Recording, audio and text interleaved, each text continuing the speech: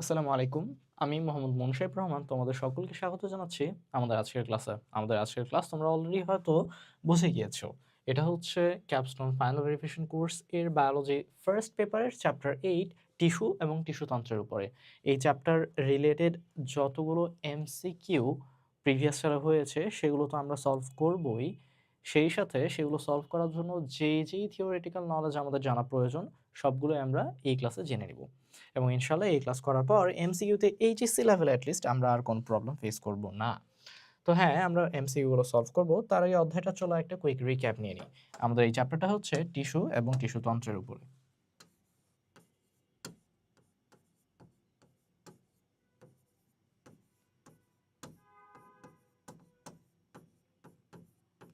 সবার আগে প্রথম শব্দ টিস্যুতে ফোকাস করি। টিস্যু কত প্রকার? টিস্যুকে সিম্পলি দুই ভাগে ভাগ করা হয়েছে। তার আগে টিস্যু কাকে বলে আই গেস এই সংজ্ঞা নতুন করে আমরা 11-12 এসে পড়িনি, 9-10 আমরা পড়ে এসেছি যে বেশ কয়েকটা সেল বা কোষ মিলিত হয়ে এক একটা টিস্যু তৈরি করে, আবার কয়েকটা টিস্যু একত্রে মিলিত হয়ে কিন্তু তন্ত্র তৈরি করে, আবার কয়েকটা তন্ত্র একত্রিতভাবে তৈরি হয়ে একটা অঙ্গ তৈরি করে হিউম্যান বডির ক্ষেত্রে যেমনটা আমরা দেখি, আবার উম, কয়েকটা অঙ্গ মিলেই সম্পূর্ণ বডিটা। সেক্ষেত্রে শুরু হয় সবটাই সেলতে। এই চ্যাপ্টারে আমরা ইন পার্টিকুলার টিস্যু আর টিস্যু তন্ত্র পর্যন্তই সীমাবদ্ধ থাকব। তাহলে এখন আমরা চলো টিস্যুর দিকে তাকাই। টিস্যু বলতে অনেকগুলো কোষের যে এই কালেকটিভ নাউনটা, এই টিস্যুটাকে আমরা মেইনলি দুই ভাগে ভাগ করছি। কি কি ছিল?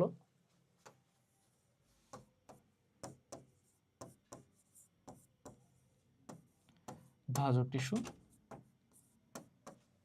এবং স্থায়ী tissue. As the name applies,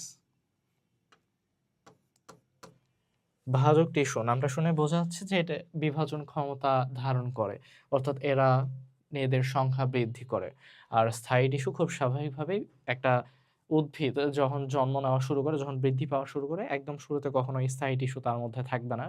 কেননা স্থায়ী টিস্যুর কনসেপ্টটাই হচ্ছে যে এটা ডিভাইড হতে পারবে না। তাহলে একটা প্লান্ট যখন তার ম্যাচিউরিটিতে পৌঁছে গিয়েছে, যখন তার সেল ডিভাইড হওয়া সমাপ্ত হয়ে গিয়েছে বলে সে মনে করবে, তখন তার সেলগুলোকে সে আর ডিভাইড করবে না। তখন সেই কালেকটিভ টিস্যু গুলোকে আমরা একসাথে স্থায়ী টিস্যু বলবো। But in the first place সব টিস্যুই অ্যাকচুয়ালি ভাজক টিস্যু হয়। তো ভাজক টিস্যুকে কয় ভাগে ভাগ করছি আমরা? ভাজক টিস্যুকে আমরা মাল্টিপল ভাগে ভাগ করছি।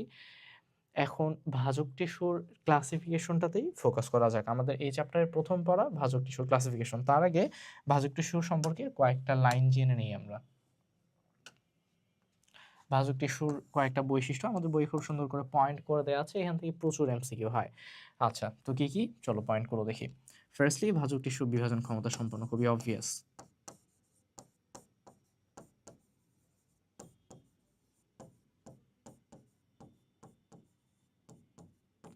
সেকেন্ডলি, ভাজক টিস্যুর বাহিরের দিকে চিন্তা করো, যেই সেল ওয়াল আছে এটা শুধুমাত্র সেলুলোজ নির্মিত।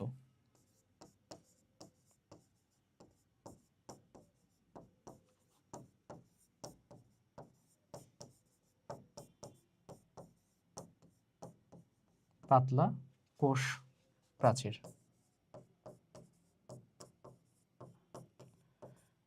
এবং এর ঠিক বিপরীত বৈশিষ্ট্যগুলো আমরা স্থায়ী টিস্যুতে লিখি বা দেখি, তাই আলাদা করে আর বলে দেওয়ার মনে হয় প্রয়োজন নাই। বিভাজন ক্ষমতা এরা সম্পন্ন হলে ওরা সম্পূর্ণ নয়। এরা সেলুলোজ নির্মিত হলে ওরা সেলুলোজ বাদ দিয়েও হেমিসেলুলোজ, পেকটিন এইসব দিয়েও তৈরি। কেন ভাইয়া? কেননা এই সেলগুলোকে যেহেতু প্রতিনিয়ত ডিভাইড হতে হয়, তাই এর সেল ওয়ালটা যদি বেশি পুরু হয়ে যায়, ওর নিজের জন্য ডিভাইড হওয়াতে এটা সমস্যা তৈরি করবে। এজন্য এটা কখনোই এর সেল ওয়ালটাকে বেশি পুরু হইতে দেয় না। তারপরেই এরা যেহেতু প্রতিনিয়ত মেটাবলিজমের মধ্যে থাকে, নিজেকে ডিভাইড করার মধ্যে থাকে, তাই এদের বিপাকীয় হারটাও বেশি হয়।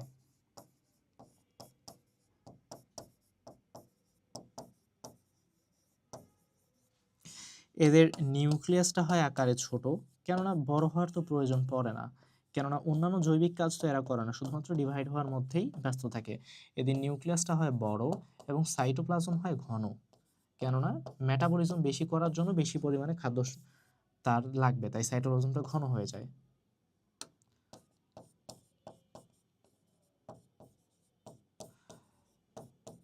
আবার এদের প্লাস্টিডের দিকে যদি তাকাই, যেহেতু এই ধরনের টিস্যুগুলো কখনো খাদ্য তৈরি, খাদ্য সঞ্চয় এই ধরনের কাজ করতে চাইবে না, তাই এদের প্লাস্টিডকেও কখনোই প্রাপ্তবয়স্ক প্লাস্টিড বা ম্যাচিওর প্লাস্টিড হওয়ার প্রয়োজন পড়ে না। এদের প্লাস্টিড কাজ করে না, প্রোপ্লাস্টিড রূপে থাকে।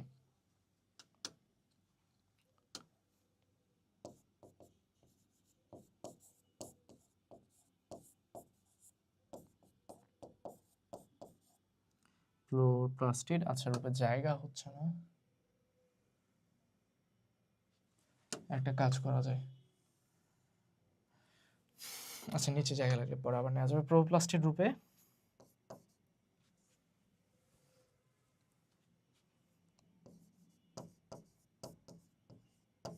প্লাস্টিড থাকে।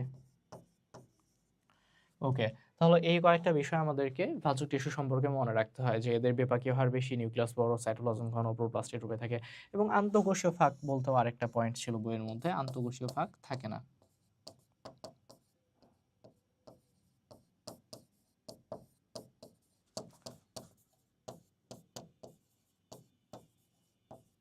অর্থাৎ এক একটা কোষ পরস্পরের সাথে ঘন সন্নিবিষ্ট করে দৃঢ়ভাবে লেগে থাকে। তাহলে এই বৈশিষ্ট্যগুলো আমরা যখন দেখব, সেগুলো আমরা ভাজক টিস্যুতে আনসার করে দিয়ে আসতে পারবো। আর এর ঠিক বিপরীত বৈশিষ্ট্যগুলোই হবে স্থায়ী টিস্যুর জন্য।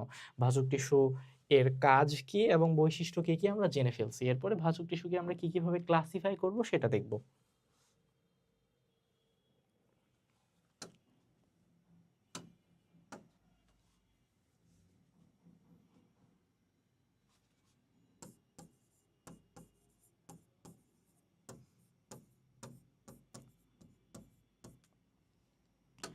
ভাজক টিস্যুকে আমরা ডিভাইড করতে চাচ্ছি, ফার্স্ট অফ অল চলো ডিভাইড করি কি হিসেবে, উৎপত্তি হিসেবে।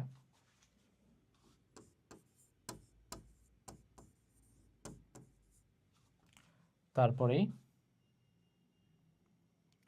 কোষ বিভাজন হিসেবে।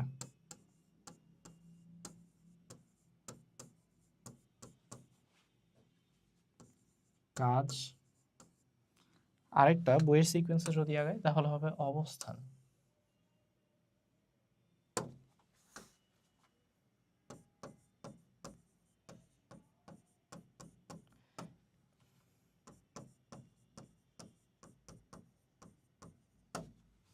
উৎপত্তি অনুসারে, অবস্থান অনুসারে ভাগ করতে পারি, কোষ বিভাজন অনুসারে ভাগ করতে পারি, আর ভাগ করতে পারি কাজ অনুসারে।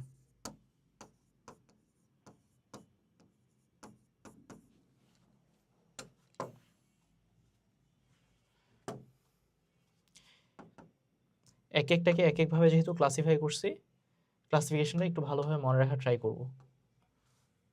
এখান থেকে এমসিকিউ হয় এক্সাম্পল।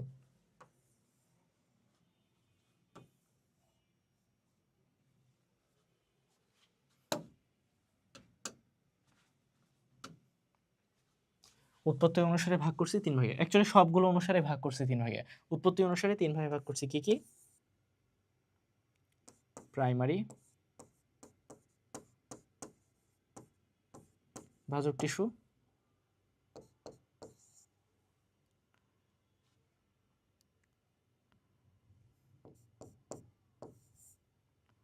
প্রারম্ভিক ভাজক টিস্যু,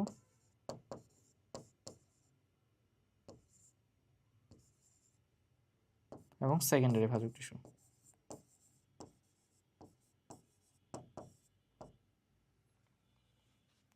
প্রারম্ভিক ভাজক টিস্যুকে আবার আমরা আরো নামে নামকরণ করছি, এটাকে আমরা প্রাথমিক ভাজক টিস্যু বলি।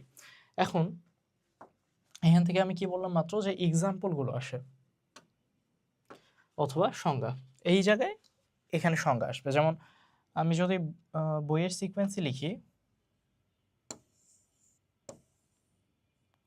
বইয়ের সিকোয়েন্সে লিখে দেওয়াটা জরুরি, তাহলে এমসিকিউ এর জন্য তোমাদের মনে রাখাটা সহজ হবে। দেখো এক্ষেত্রে সংজ্ঞায় মনে রাখতে হবে, প্রারম্ভিকের সংজ্ঞার মধ্যে আছে হচ্ছে শীর্ষদেশের অগ্রভাগ।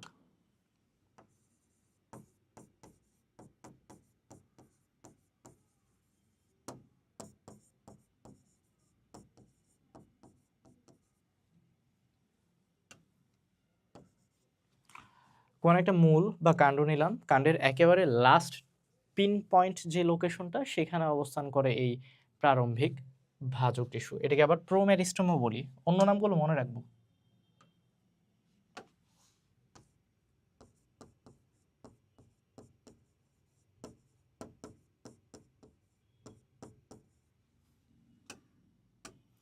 তারপরে আছে প্রাইমারি ভাজক টিস্যু। প্রাইমারি ভাজক টিস্যুকে আমরা কিভাবে চিনব?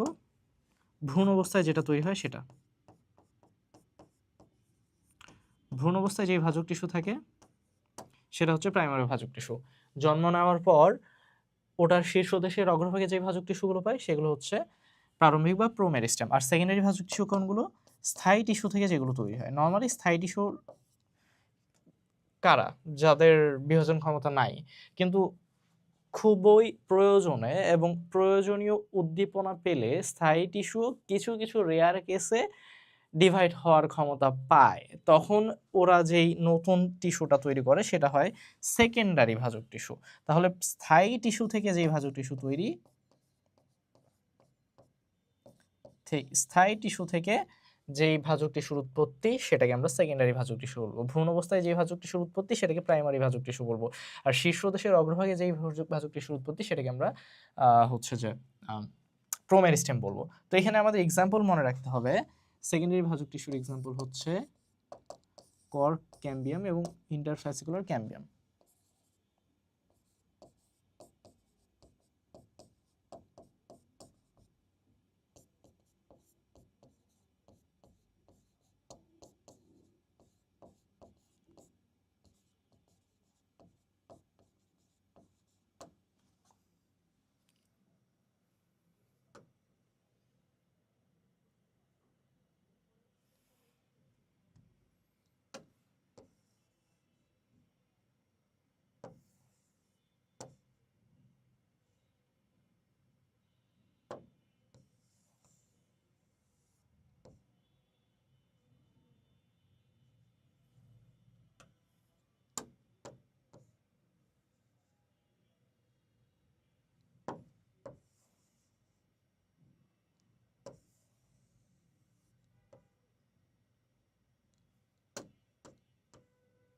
ওকে, হয়ে গেল।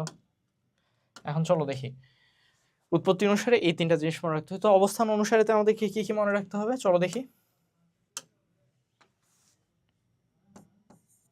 অবস্থান অনুসারে আবার সেম 3 ভাগে ভাগ করছি। অ্যাকচুয়ালি সবগুলোই আমরা 3 ভাগে ভাগ করছি।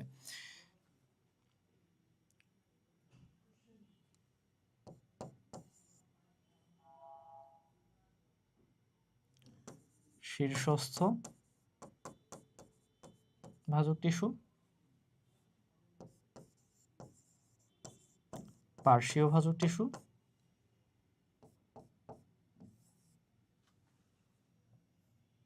এবং নিবেশিত ভাজক টিস্যু। আচ্ছা, বইয়ের সিকোয়েন্সে গেলে এটাকে আগে লিখতে হবে।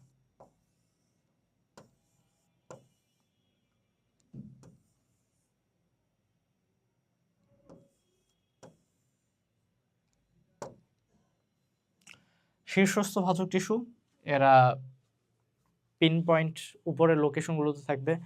নিবেশিত ভাজক টিস্যু, এরা থাকবে দুইটি স্থায়ী টিস্যুর মাঝে।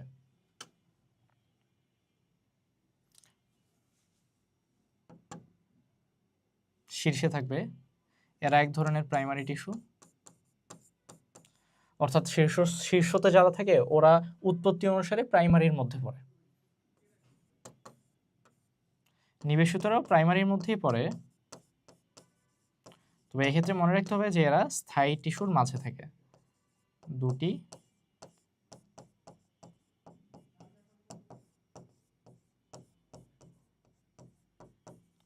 স্থায়ী টিস্যুর মাঝে থাকে। এবং পার্শ্বীয়টাকে আমরা বলি ল্যাটারাল। ল্যাটারালটা নিয়ে কি মনে রাখতে হয়, যেটা লম্বালম্বি ভাবে থাকে।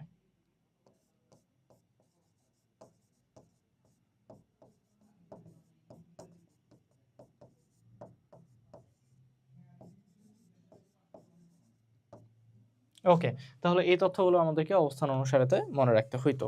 তারপরে চলে যাই কোষ বিভাজন অনুসারে আমরা ভাগ করছি 3 ভাগে। কি কি?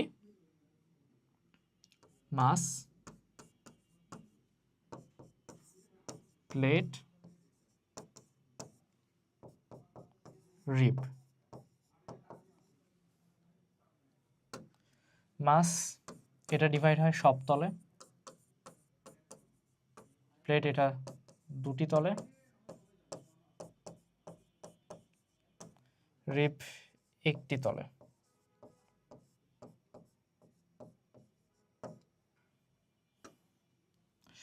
এটার এক্সাম্পল হচ্ছে মূল, মজ্জারশ্মি।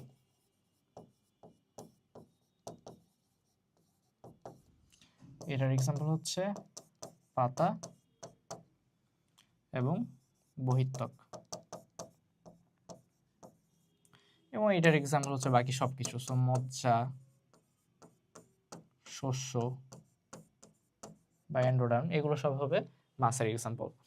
তারপরে চলে যাই কাজের ভিত্তিতে কি কি ভাগে ভাগ করছি। কাজের ভিত্তিতে ভাগ করছি 3 ভাগে।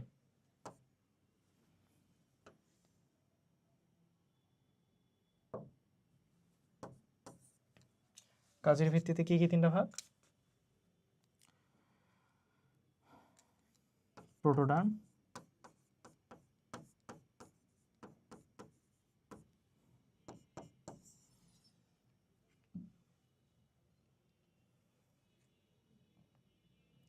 গ্রাউন্ড মেরিস্টেম,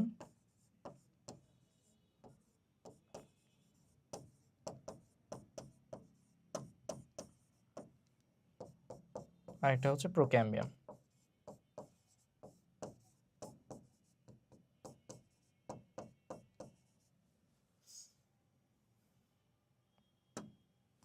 প্রোটোডার্মের কাজ কি? ত্বক তৈরি করা।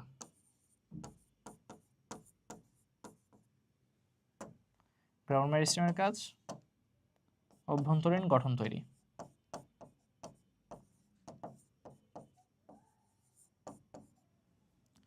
এখানে একটা জিনিস মনে রাখবো যে পাতার গ্রাউন্ড মেরিস্টেমকে, আচ্ছা থাক, এই কথাটা আমি একটু পরে তোমাদেরকে এমনিতেই পড়াইতাম।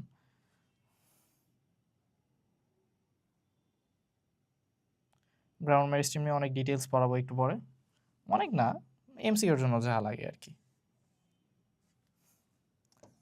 ওখানে বলবো। আর প্রোক্যাম্বিয়ামের কাজ হচ্ছে সাইড ইস্যু, যেমন ধরো যে জাইলেম ফ্লোয়েম, এগুলো তৈরি। জাইলেম ফ্লোয়েম, ক্যাম্বিয়াম, এগুলো তৈরি করা। আচ্ছা, ওই সাইডে কি দেখা যায়? হ্যাঁ, মোটামুটি ভালোভাবে তো দেখা যাচ্ছে, দেখা গেলেই ভালো। তো এই হচ্ছে আমাদের, না হলে এবার সে নিয়ে আসা যায়, সমস্যা নেই। Good, very good. তো এই হচ্ছে আমাদের ভাজক টিস্যুর ক্লাসিফিকেশন। এখান থেকে প্রচুর এমসিকিউ হয়, আমরা একটু পরে যখন সলভ করতে যাব তখন ঠিকই দেখতে পাবো। তো ভাজক টিস্যুর এই ক্লাসিফিকেশনটা আমাদেরকে পড়ানোর পরেই চলে গিয়েছে কাজের ভিত্তিতে যে 3টা ভাগ করছি সেই 3টা ভাগে ডিটেলসে। এগুলো ডিটেলস পড়ানো হয়নি প্রথম 3টার, শুধুমাত্র কাজের ভিত্তিতে যে 3টা ভাগে ভাগ করছি এই 3টাকে ডিটেলস পড়ানো হয়েছে। কি পড়ছি আমরা ডিটেলস? চলো দেখি। যে কোনো একটা উদ্ভিদ নিলাম, আমি ধরে নিলাম এটা একটা উদ্ভিদ, এটা একটা উদ্ভিদ, এটা উদ্ভিদের কাণ্ড, এদিকে মূল আছে ধরো, এদিকে আবার গাছপালা, অনেক পাতা টাতা আছে। তো এর মূল, এর একটা পার্ট আমি কেটে আনতে পারবো, এতটুকু ধরো কেটে কেটে আনছি। এটাকে আরো জুম করলে এরকম আমি স্ফীত অংশ দেখতে পাবো। এটাকে যদি আরেকবার কাটি, এই অংশটা, এটাকে যদি আমি উপর থেকে দেখি, এটা কিন্তু গোলাকার হবে। এই গোলাকার অংশটার সব থেকে বাহিরে যে অংশটা, এটাকে আমরা বলি এপিডার্মিস। ভিতরে যে অংশগুলো, এগুলোকে আমরা বলি গ্রাউন্ড টিস্যু।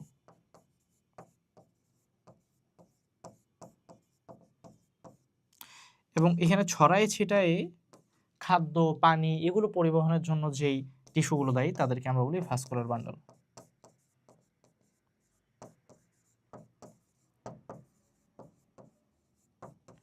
আমরা এখন এই তিনটারই ডিটেলস পড়বো। মূলত প্রোটোডার্ম এপিডার্মিস তৈরি করে, গ্রাউন্ড টিস্যু তো গ্রাউন্ড টিস্যু, আর ভাস্কুলার বান্ডল হচ্ছে একটু আগে আমরা মাত্র যেটা দেখলাম প্রোক্যাম্বিয়াম থেকে সৃষ্ট কোষগুলো। সো কাজের ভিত্তিতে ওই যে ডিটেলসটা, এটাই আমাদের প্রয়োজন। আচ্ছা, এই জিনিসটা খুব একটা দরকার নাই, এটা বুঝতে পারলেই হইল।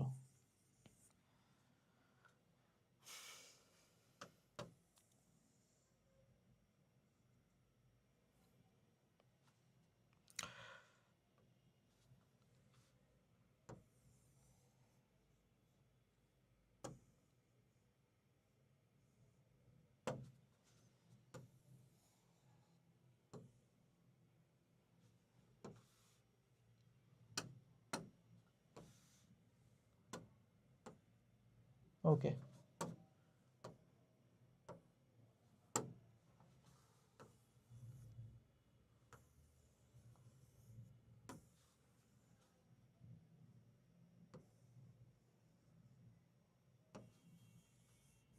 আচ্ছা থাক, এই পাশেই থাক। সবার আগে চলে আসি এপিডার্মিস।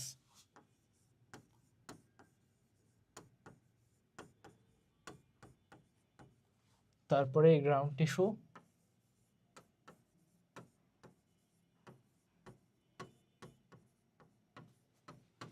এবং সবশেষে আমরা পড়ব ভাস্কুলার বান্ডল।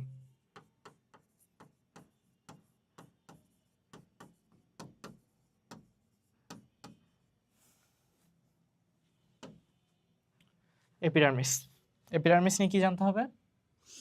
যে প্রথম কথা, বাহিরে যে ত্বকটা দেখতে পাচ্ছি আমরা, ওটাকে এপিডার্মিস বলতেছি। ওই ত্বকটা যদি কাণ্ডের ক্ষেত্রে বলি, কাণ্ডের ক্ষেত্রে এপিডার্মিসকে আমরা এপিডার্মিসই বলবো, কিন্তু মূলে এটার নাম চেঞ্জ হয়ে যাবে। মূলে এটাকে আমরা বলবো এপিব্লেমা।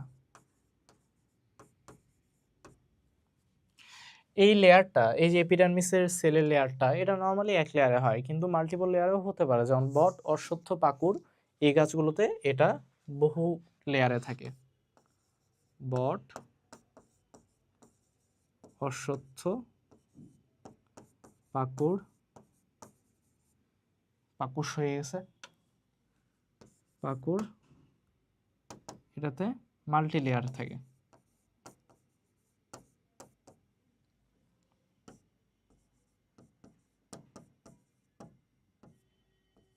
মাল্টি লেয়ার থেকে তারপরেরটাতে যাই,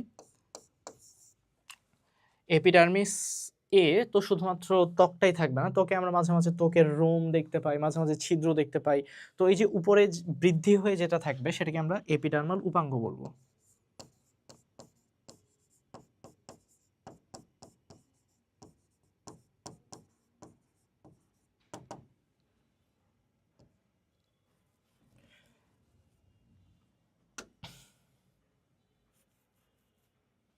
এপিডার্মাল উপাঙ্গ থেকে আমাদের কি মনে রাখতে হবে? যে এটা কাণ্ডে বহুকোষী রোম থাকে। বহুকোষী হলে সেটাকে আমরা ট্রাইকোম বলি। আর মূলে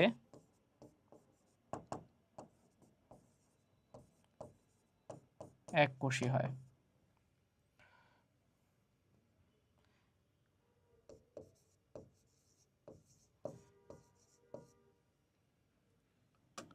আচ্ছা, মনে রাখতে হবে যে শুধুমাত্র দ্বিবীজপত্রী কাণ্ডেই বহুকোষী ট্রাইকোম দেখা যায়, একবীজপত্রী কাণ্ডে এপিডার্মাল উপাঙ্গ থাকে না। তারপরে এপিডার্মাল রন্ধ্র,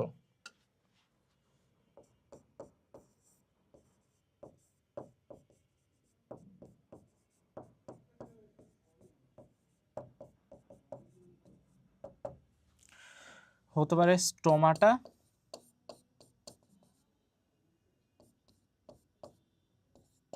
অথবা পানিপত্র রন্ধ্র।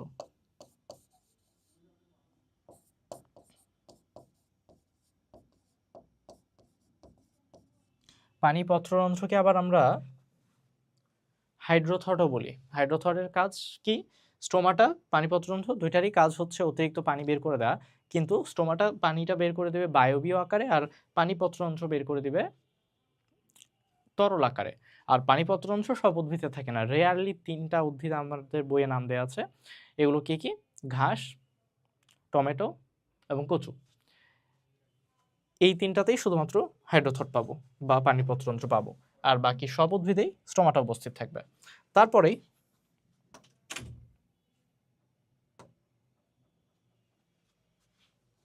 Ground tissue.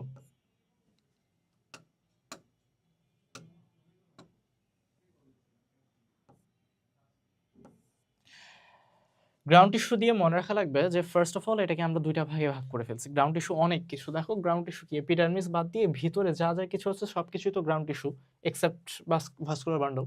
তো এত কিছুকে পড়ার জন্য দুইটা ভাগে ভাগ করে পড়ছি আমরা। প্রথমটা হচ্ছে একটা সার্টেইন বৃত্তর বাহিরে যা যা থাকবে তার সেটা হচ্ছে বহিঃস্থলী, আর ভিতরে যা যা থাকবে সেটা হচ্ছে অন্তঃস্থলী। এখন এই সার্টেইন বৃত্তটা কি? বৃত্তটাকে আমরা বলি পরিচক্র। পরিচক্র নামে একটা স্পেশাল সেলের লেয়ার সারাউন্ড করে গোলাকার ভাবে থাকে। ওই গোলাকার বৃত্তের বাহিরে যা যা কিছু সবই বহিঃস্থলী। তো বহিঃস্থলীতে কি কি থাকে চলো দেখি। আচ্ছা, এটাকে সাদা কালি দিয়ে আর না লিখে অন্য একটা কালি নেই।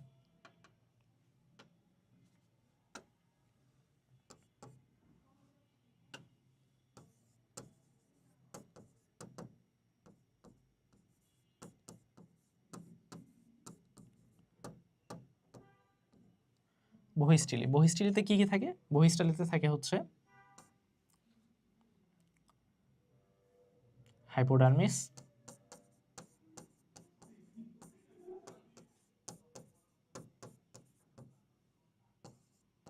কর্টেক্স এবং এন্ডোডার্মিস।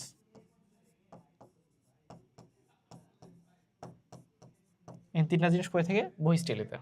আর অন্তঃস্থলীতে কি কি থাকে?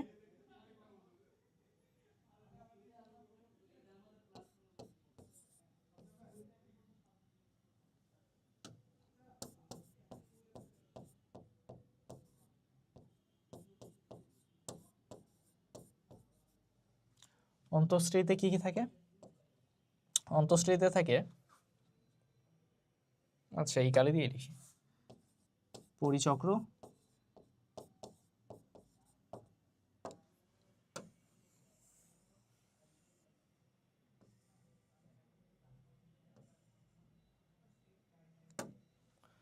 পরিচক্র, মেডুলা এবং মেডুলারি রে।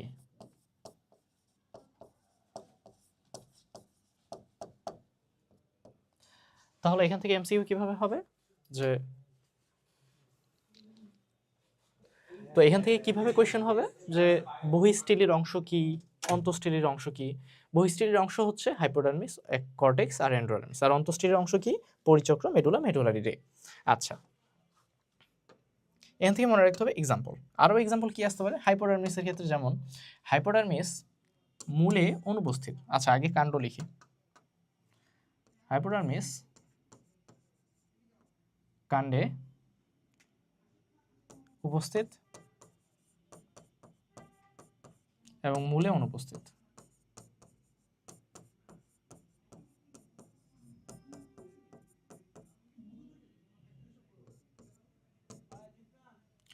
আবার কর্টেক্স কাণ্ডে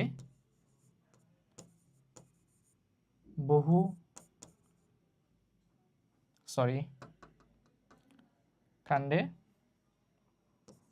কম লেয়ারে থাকে এবং মূলে অধিক লেয়ারে থাকে। মূলে বহু লেয়ারে থাকে। এন্ডোডার্মিস থেকে কি মনে রাখতে হবে? যে এন্ডোডার্মিস কাণ্ডে ঢেউ খেলানো,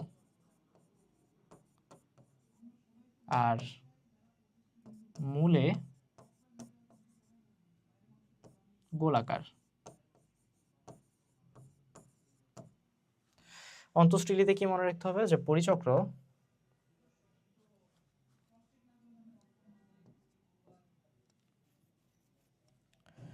এটা থেকে মনে রাখতে হবে যে পরিচক্র কাণ্ডে মানে দেখা যাচ্ছে কি যে এখান থেকে প্রশ্নগুলো এভাবে হচ্ছে যে কাণ্ডে কোনটা কিরকম, মূলে কোনটা কিরকম। তো এগুলো মাঝে মাঝে কনফিউশন লেগে যায়, আমাদেরকে এগুলো সবসময় খেয়াল করতে হবে, চাচ্ছেটা কি সেটা খেয়াল করতে হবে। তো এক্ষেত্রে মনে রাখতে হবে যে কাণ্ডে পরিচক্র হচ্ছে বহু লেয়ারে থাকে, লেয়ার বা স্তর, আর মূলে এক লেয়ারে থাকে। মেরুদণ্ডী রে বা আচ্ছা রে না লিখে আমি রশ্মি লিখি। এটা কাণ্ডে উপস্থিত,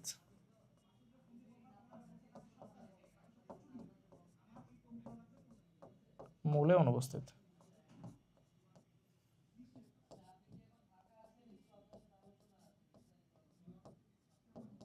ওকে, তাহলে আমাদের গ্রাউন্ড টিস্যু তন্ত্র শেষ। এক্ষেত্রে আরো আরো যদিও কিছু যদি কিন্তু ছিল যেগুলো আমরা ধীরে ধীরে জানতে পারবো, যেমন হাইপোডার্মিসের কাণ্ড উপস্থিত বলছে, এটা অ্যাকচুয়ালি বহু লেয়ারে থাকে। তারপরে আবার কাণ্ডের ক্ষেত্রে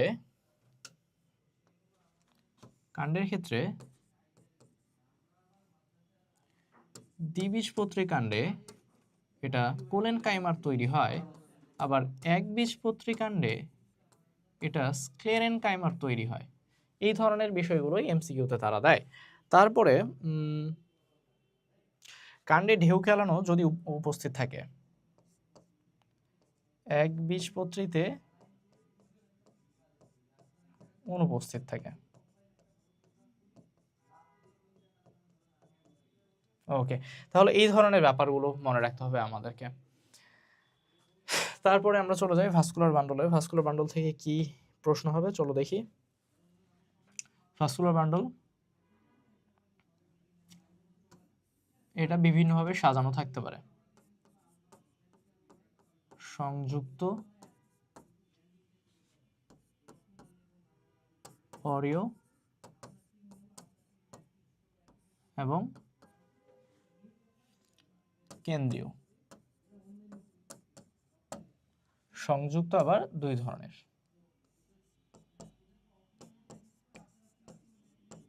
সমপার্শ্বীয় এবং সমদ্বিপার্শ্বীয়।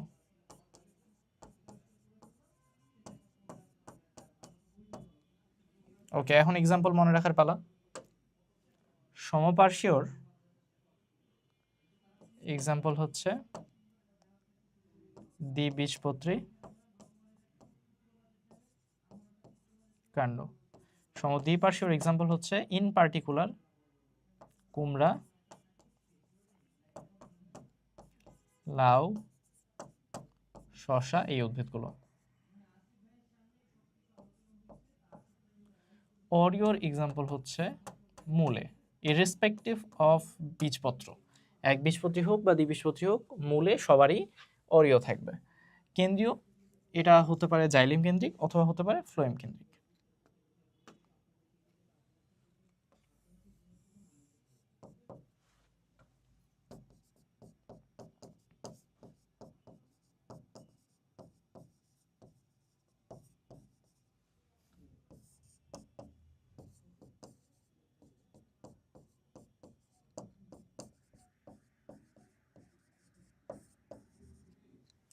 জাইলেম কেন্দ্রিকের এক্সাম্পল কি কি?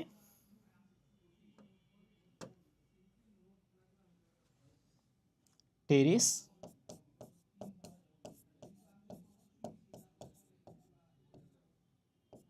লাইকোপোডিয়াম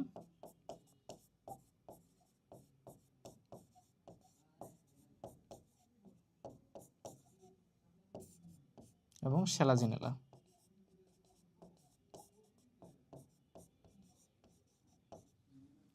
এবং কেন্দ্রিকের এক্সাম্পল হচ্ছে ড্রাসিনা এবং ইউক্কা।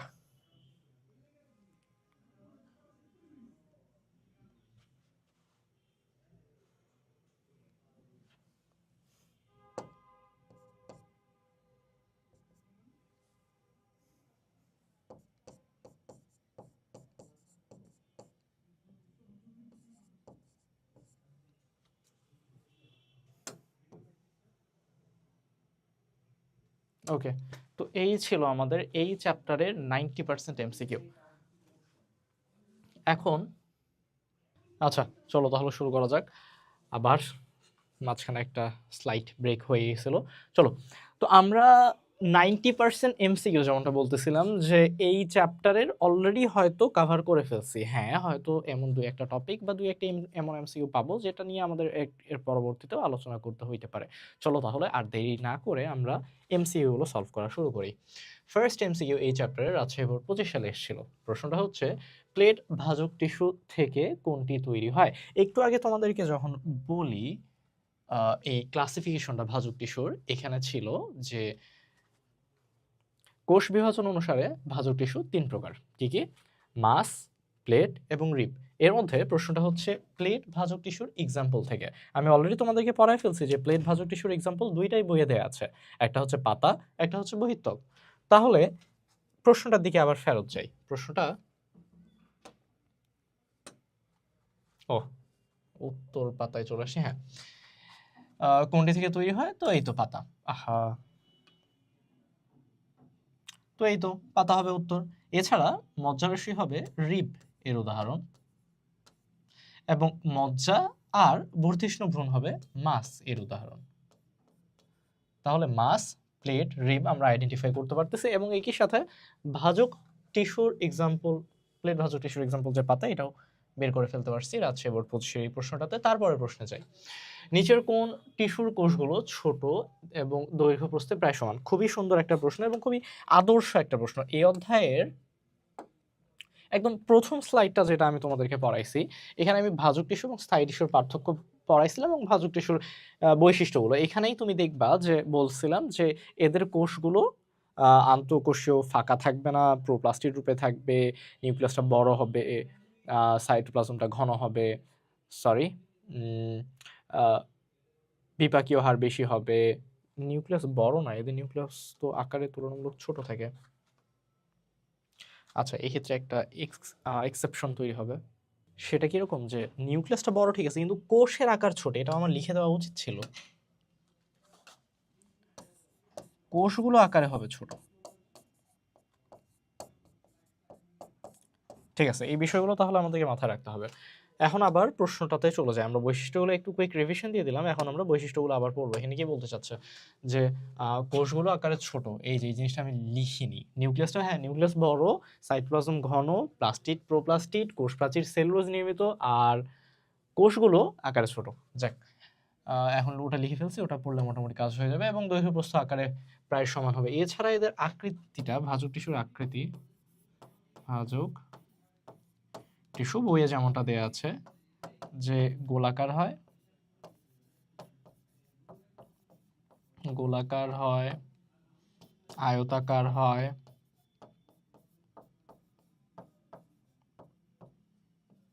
পঞ্চভুজ বা ষড়ভুজ আকৃতির হতে পারে। ওকে, ঠিক আছে, এগুলো আকার ছিল আর কি। আর দৈর্ঘ্য প্রস্থে প্রায় সমান হবে। যদি গোলাকার হয় দৈর্ঘ্য প্রস্থ অবশ্যই সমান হতেই হবে।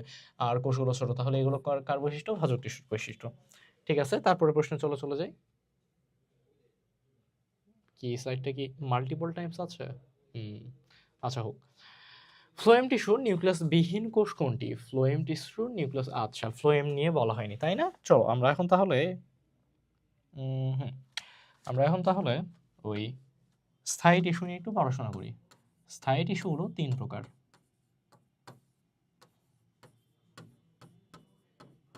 স্থায়ী টিস্যু 3 প্রকার কি কি? সরল,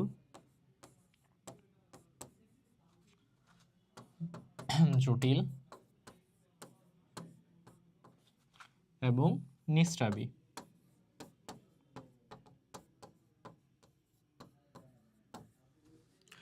আচ্ছা, তো এই যে 3টা প্রকার কিসের ভিত্তিতে ভাগ করা হয়েছে ভাইয়া? দেখো, সরল ভাজক টিস্যু বলো, জটিল ভাজক টিস্যু বলো, কিংবা নিঃস্রাবী ভাজক টিস্যু, সরি স্থায়ী টিস্যু বলো, 3 ধরনের স্থায়ী টিস্যুরই বেসিক কথা হচ্ছে যে এরা কখনো বিভাজন ক্ষমতা লাভ করবে না, খুব রেয়ার কন্ডিশন বাদ দিয়ে। কেননা রেয়ার কন্ডিশনেও যদি এমনটা হয় যে স্থায়ী টিস্যু বিভাজিত হয়ে গেছে, তখন প্রাপ্ত এই নতুন যে টিস্যুটা, স্থায়ী টিস্যু থেকে যে নতুন টিস্যুটা পাবো সেটাকে আমরা তখন কিন্তু সেকেন্ডারি ভাজক টিস্যু বলতেছিলাম, তাই না? একটু আগে পড়ে আসছি আমরা। তো এখানে স্থায়ী টিস্যুদের কথা হচ্ছে যে নরমাল কন্ডিশনে এরা কখনোই বিভাজিত হবে না, এবং বিভাজিত না হওয়ার ফলেও যেই টিস্যুগুলো একটা মাত্র টাইপের কোষ দিয়ে তৈরি, তারা হচ্ছে সরল টাইপের টিস্যু। অর্থাৎ এই টিস্যুগুলো, একটা টিস্যু মানে কি অনেকগুলো কোষ দিয়ে তৈরি, কিন্তু এই যে অনেকগুলো কোষ সবগুলো যদি একই টাইপের কোষ হয় তাহলে সেটা হবে সরল স্থায়ী টিস্যু। আর টিস্যু মানে কি অনেকগুলো কোষ দ্বারা তৈরি, এই অনেকগুলো কোষ যদি আলাদা আলাদা টাইপের কোষ দিয়ে তৈরি হয় তাহলে সেটাকে জটিল স্থায়ী টিস্যু বলবো। আর যদি ক্ষরণক্ষম, অর্থাৎ যেমন হচ্ছে যে নেকটার, এনজাইম, এই ধরনের যে পদার্থগুলো যেগুলো ক্ষরণ হয় কোষ থেকে, এই ধরনের টিস্যুগুলোকে আমরা, তরল টিস্যুগুলোকে আমরা নিঃস্রাবী টিস্যু বলবো। তার মধ্যে অ্যাকচুয়ালি বেসিক্যালি আমাদের এই দুইটাই একটু বেশি ফোকাসড হয় স্বাভাবিকভাবেই, কেননা এই দুইটাই আমাদের উদ্ভিদের মধ্যে আমরা বেশি পরিমাণে দেখি। তো সরল স্থায়ী টিস্যু নিয়ে আমাদের কি কি জানতে হবে, যেটা তিনটা টাইপের হতে পারে। প্যারেনকাইমা কোষ দিয়ে যদি কোনো প্যারেনকাইমা প্যারেনকাইমা কোষ দিয়ে যদি কোনো একটা টিস্যু তৈরি হয় সেটাকে আমরা প্যারেনকাইমা টাইপের সরল স্থায়ী টিস্যু বলবো। কোলেনকাইমা কোষ দিয়ে যদি তৈরি হয় কোলেনকাইমা, তাহলে সেটাকে কোলেনকাইমা টাইপের সরল স্থায়ী টিস্যু বলবো। এবং লাস্ট প্যারেনকাইমা, কোলেনকাইমা এবং স্ক্লেরেনকাইমা।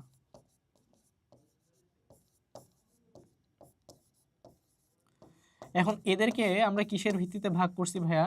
এদেরকে আমরা ভাগ করছি তাদের কাজের ভিত্তিতে। প্যারেনকাইমা কোষগুলোর কাজ হচ্ছে খাদ্য তৈরি, কোলেনকাইমা কোষগুলোর কাজ হচ্ছে খাদ্য সঞ্চয়, এবং সবশেষে স্ক্লেরেনকাইমা কোষের কাজ হচ্ছে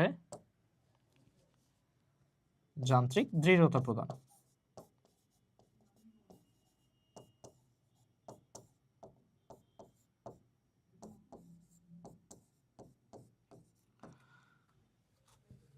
এই ছিল সরল টিস্যু। এরপরে চলে আসি জটিল টিস্যুতে।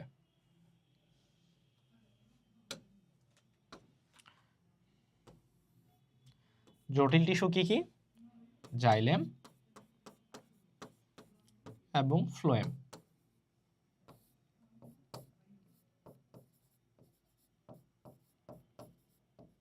ঠিক যেরকমটা সরল টিস্যুর এই তিনজনকে ভাগ করা হয়েছে কাজের ভিত্তিতে, জটিল টিস্যুর এই দুইজনকেও ভাগ করা হয়েছে কাজের ভিত্তিতে।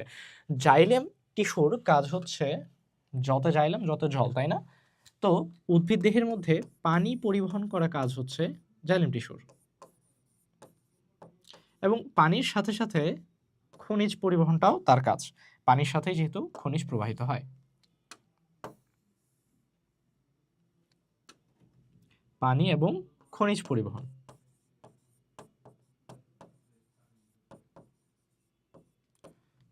পানি এবং খনিজ পরিবহন করা হচ্ছে জাইলেম টিস্যুর কাজ।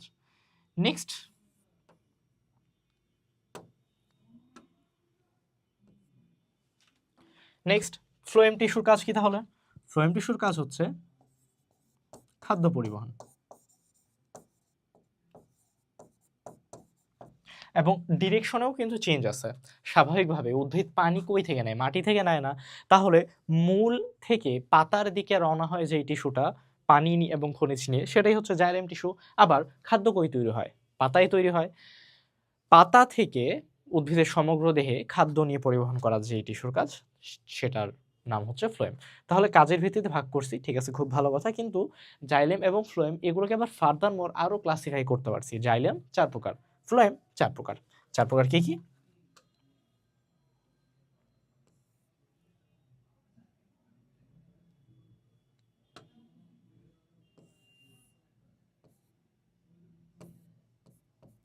জাইলেম প্যারেনকাইমা,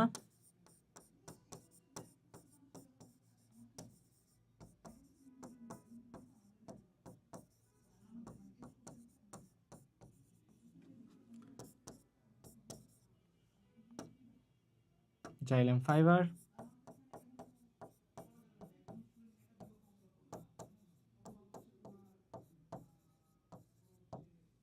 ট্রাকিড এবং সবশেষে vessel. Tracheid, vessel, xylem fibre, xylem parenchyma, 4 ধরনেরই কমন কাজ হচ্ছে পানি এবং খনিজ পরিবহন করা। তো এদের মধ্যে ডিফারেন্সটা কি? এদের মধ্যে ডিফারেন্স হচ্ছে জাইলেম প্যারেনকাইমা খাদ্য তৈরি করে বাকি 3টা টাইপকে সাপ্লাই করবে।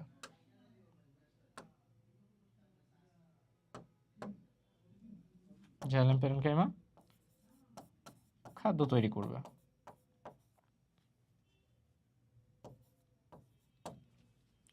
জাইলেম ফাইবার যান্ত্রিক দৃঢ়তা দিবে।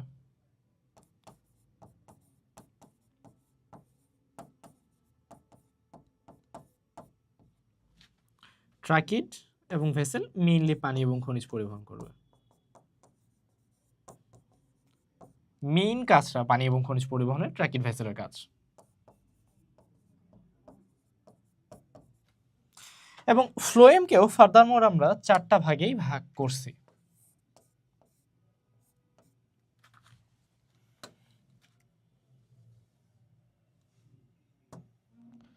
কি কি?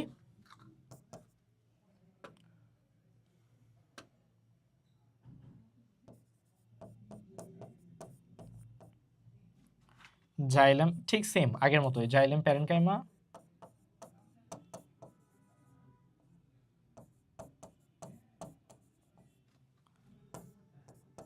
জাইলেম ফাইবার,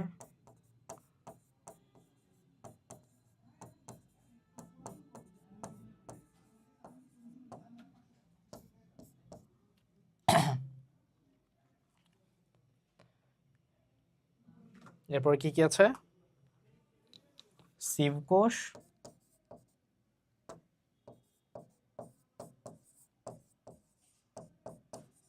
এবং সঙ্গী কোষ।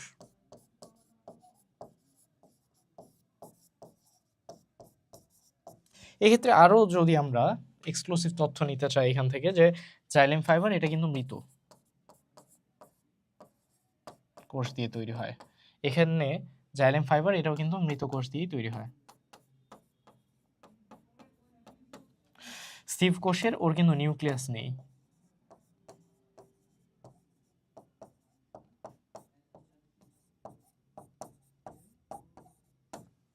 ওকে, তো এই ছিল স্থায়ী টিস্যু নিয়ে আমাদের মোটামুটি একটা idea.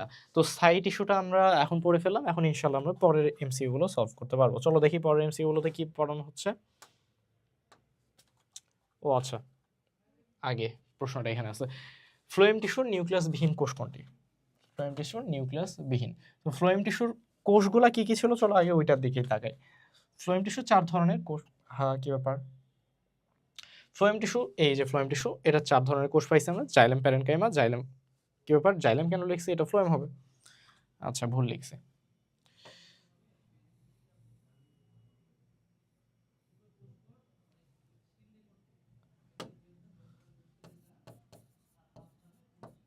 Phloem parenchyma, phloem fibre.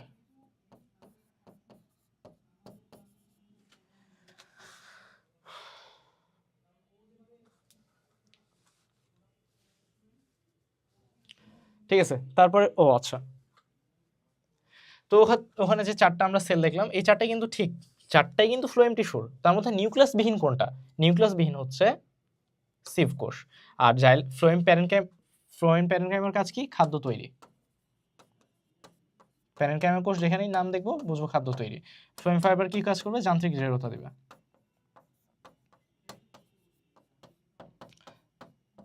এবং ফ্লোয়েম ফাইবারের বৈশিষ্ট্য স্পেশাল কি মনে রাখতে বলছি? যে এটাও মৃত। ওকে, ডান। দেন তারপরেরটাতে যাই। আচ্ছা, এটা উত্তরটাই। তারপরে প্রশ্নে বলতেছে যে মজ্জারশ্মি কোন ভাজক টিস্যু থেকে তৈরি? মজ্জারশ্মি কোন ভাজক টিস্যু থেকে তৈরি? ও আচ্ছা, আবার ওখানে ব্যাক চলো। এটা হবে রিব। এটাও আমি পড়ায় ফেলছি, চলো দেখি এখানে, এখানে আছে রিব। এই যে রিব, রিব কোন প্রকারভেদের মধ্যে পড়ছে? কোষ বিভাজন অনুসারে প্রকারভেদের মধ্যে পড়ছে। এবং এরা কে কে? মাস, প্লেট আর রিব। এর মধ্যে মজ্জারিষি আর মূল, এই দুইজনকে আমি কি বলছিলাম? রিবের এক্সাম্পলের মধ্যে পড়ে। আমাদের প্রশ্ন এটাই।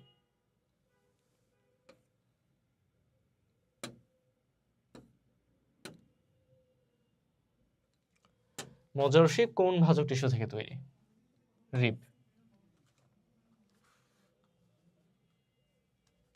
ভাজক টিস্যুর বৈশিষ্ট্য, ওই তো শুরুতে যে বৈশিষ্ট্য পড়াইলাম, বিপাক হার কম, ভুল, বিপাক হার বেশি, কোষগুলো ঘন সন্নিবিষ্ট, কোষ প্রাচীর পুরু, ভুল, কোষ প্রাচীর পাতলা, কোষগুলি পরিণত, ভুল, কোষগুলি অপরিণত।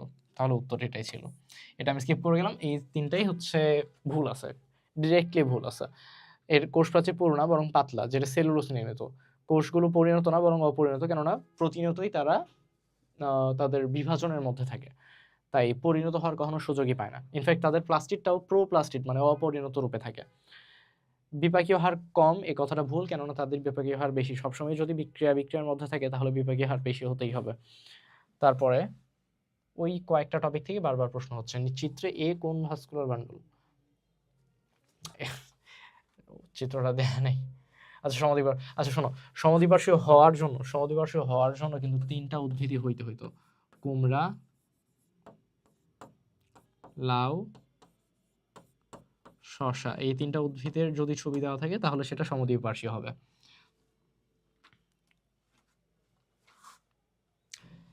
এটা আমরা দেখতে পাবো হচ্ছে কাণ্ডের মধ্যে, তার মধ্যে মুক্ত সমপার্শ্বীয় আমরা দেখতে পাবো দ্বিবীজপত্রীতে, বদ্ধ সমপার্শ্বীয় আমরা দেখতে পাবো একবীজপত্রীতে। আমি যদি আর অরিও আমরা দেখতে পাবো কাদের? মূলে। এটা যদি আমি এখানে এডিট করে দিতে চাই,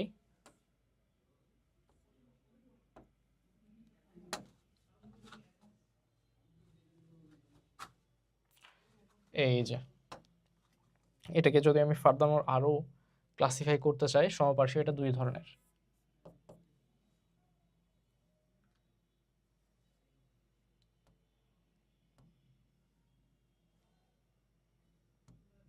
কি কি? মুক্ত সমপার্শ্বীয় এবং বদ্ধ সমপার্শ্বীয়।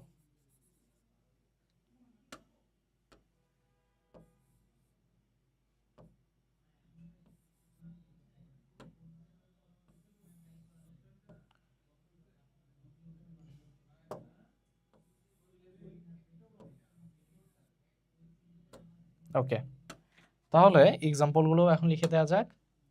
এক্সাম্পল, কাণ্ডের মধ্যে আমরা দেখতে পাবো সমপার্শ্বীয়, তার মধ্যে দ্বিবীজপত্রী কাণ্ডে আমরা দেখতে পাবো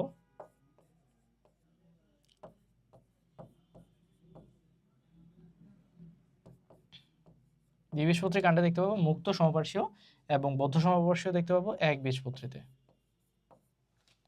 ওকে, এখানেও এডিট করে ফেলছি, তোমরা এটা দেখলেই কাজ হয়ে যাবে তোমাদের। রিভিশন দেওয়াটা আমরা এই পেজে ছিলাম, সরি,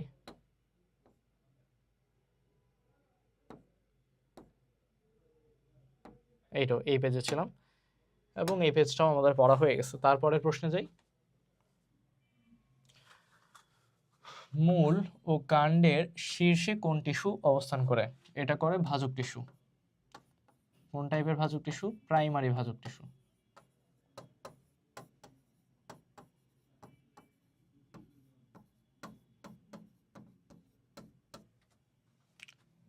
ভাজক টিস্যু হচ্ছে উত্তর। আচ্ছা, এক্ষেত্রে ভাজক টিস্যু অবস্থানের ভিত্তিতে তিন প্রকার ছিল। কে কে ছিল? ভাজক টিস্যু অবস্থানের ভিত্তিতে ছিল শীর্ষস্থ, নিবেশিত, পার্শ্বীয়।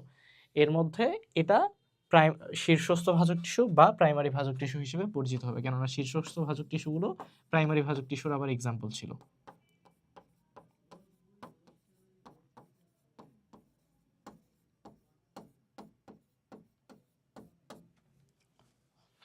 ওকে,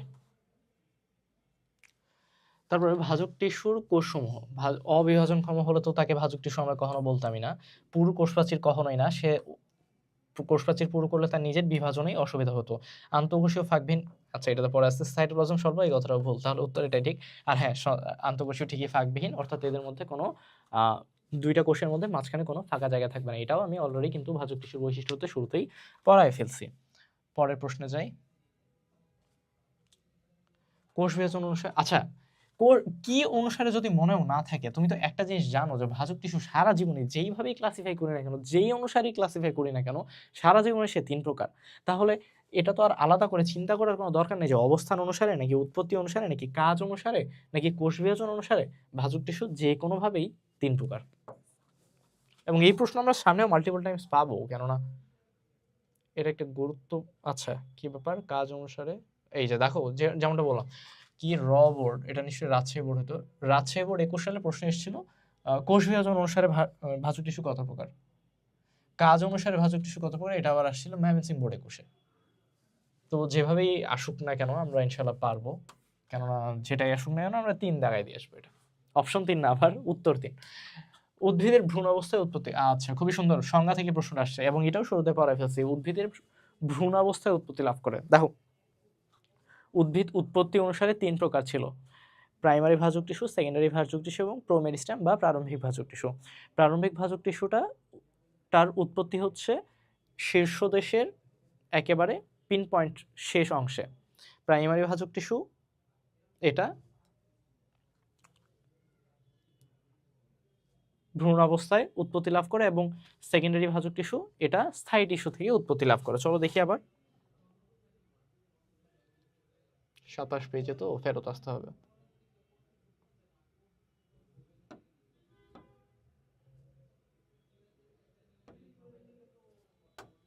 এই যে প্রারম্ভিক, এটা শীর্ষদেশের অগ্রভাগে অবস্থান করে। প্রাইমারি ভাজক টিস্যুটা ভ্রূণ অবস্থায় অবস্থান করে এবং স্থায়ী সেকেন্ডারি ভাজক টিস্যু এটা স্থায়ী টিস্যু থেকে উৎপত্তি লাভ করে।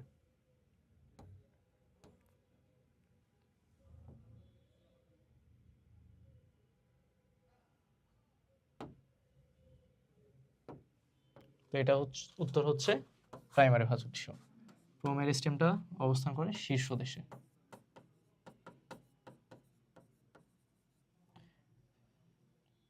আর কর্ক ক্যাম্বিয়াম এটা সেকেন্ডারি ভাজক টিস্যুর উদাহরণ।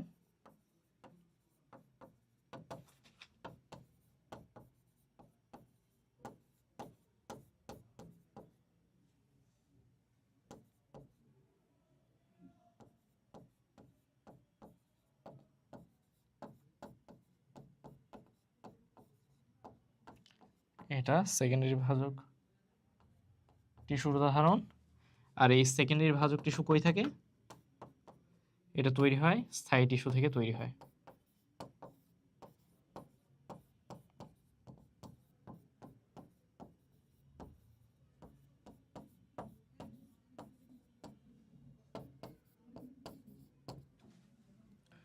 প্রোক্যাম্বিয়াম, কর্ক ক্যাম্বিয়াম, প্রাইমারি ভাজক টিস্যু, প্রোমেরিস্টেম। এই তো, তাহলে সবগুলোর সাথে আমরা পরিচয় হয়ে গেলাম।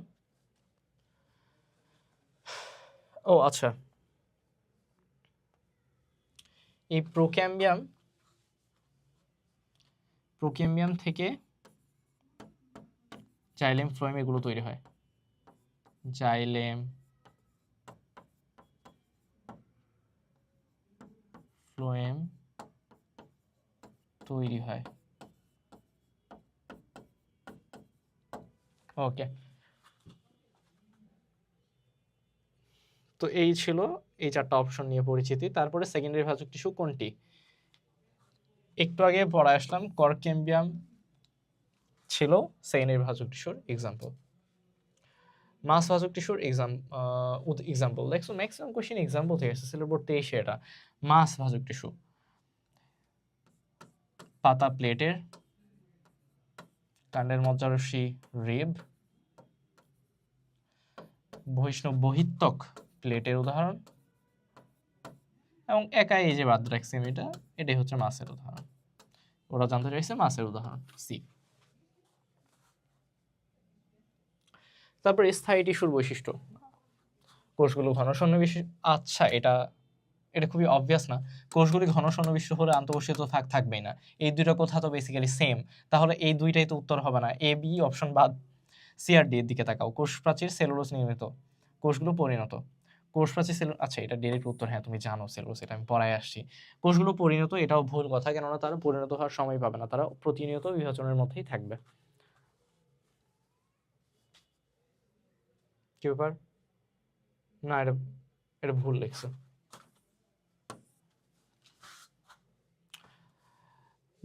মূলের ত্বককে, আচ্ছা এটা খুব সুন্দর একটা প্রশ্ন, এটাও পড়ায় আসছি। কাণ্ডের ত্বককে আমরা এপিডার্মিস বলি, আর মূলের ত্বককে এপিব্লেমা।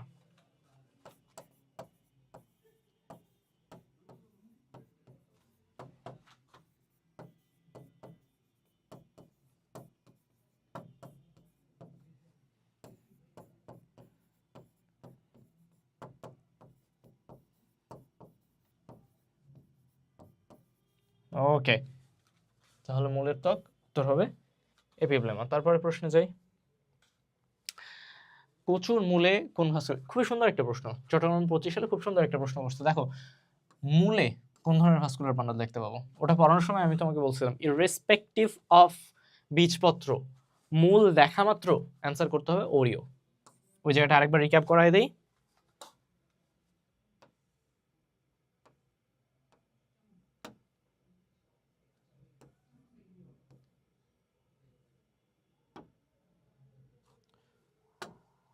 দেখো মূল মানেই ওরিও, আর কাণ্ড হলে ব্যাপারটা একটু ক্রিটিক্যাল হয়ে যায়। কাণ্ড হলে যদি দ্বিবীজপত্রী কাণ্ড হয় তাহলে মুক্ত সমপার্শ্বীয়, যদি একবীজপত্রী কাণ্ড হয় তাহলে বদ্ধ সমপার্শ্বীয়। আর একটা এক্সেপশন আছে যে মূল সরি যে কুমড়া, লাউ, শসা এরা দ্বিবীজপত্রী উদ্ভিদ হওয়া সত্ত্বেও মুক্ত সমপার্শ্বীয় না দেখায় সমদ্বিপার্শ্বীয় সংযুক্ত ভাস্কুলার বান্ডল দেখাবে।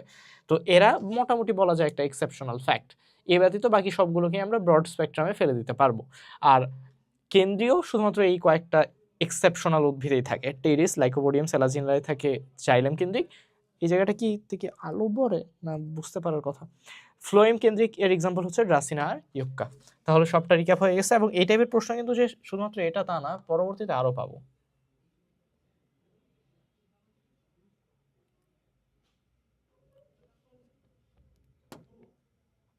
তাহলে এটা এখন আমরা অ্যান্সার দিতে পারলাম কচুর মূলে।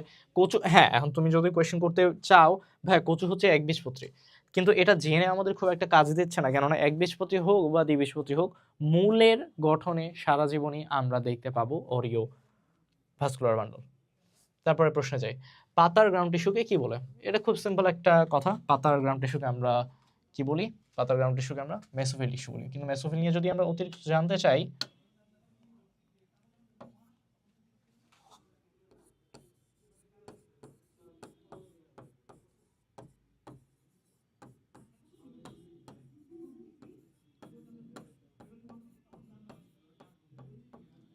পাতার গ্রাউন্ড টিস্যুকে আমরা বলবো মেসোফিল। এখন মেসোফিল নিয়ে আমরা যদি অতিরিক্ত আরেকটা তথ্য জানতে চাই, সেটা মনে রাখতে হবে যে মেসোফিল টিস্যু একবীজপত্রীর জন্য একটু আলাদা রকমের হবে, দ্বিবীজপত্রীর জন্য একটু আলাদা রকমের হবে।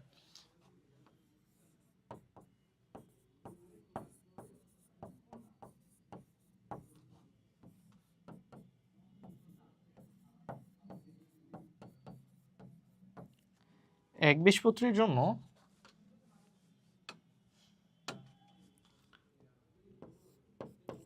Spongy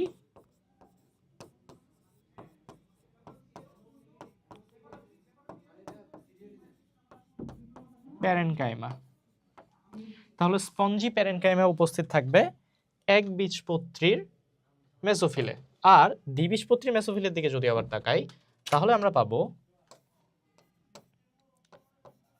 palisade parenchyma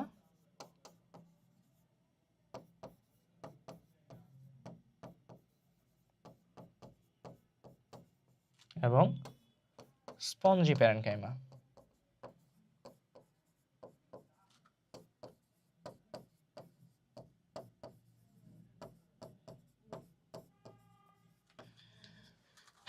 palisade parenchyma এবং স্পঞ্জি প্যারেনকাইমা এই দুইটা দ্বিবীজপত্রী মেসোফিল টিস্যুতে থাকবে। তাহলে এই রিলেটেড আমরা যে কোনো এমসিকিউ এখন ইনশাআল্লাহ পারবো। তারপর এটাতে যাই, বিশেষ ধরনের বহুকোষী ট্রাইকোমকে কি বলে? বিশেষ ধরনের বহুকোষী ট্রাইকোমকে আমরা কোলেটাস বলি। আচ্ছা ভাইয়া, বহুকোষী যদি রোম হয় সেটাকে আমরা ট্রাইকোম বলবো, এই কথাটা তো সত্য, কিন্তু বিশেষ ধরন মানে কি? যদি এক্সট্রা কোনো কাজ থাকে, এক্সট্রা কাজ কিরকম যেন যেমনটা হচ্ছে আত্মরক্ষা। এদের বিশেষ কাজটা কি এত ভাইয়া? এটা হচ্ছে আত্মরক্ষা।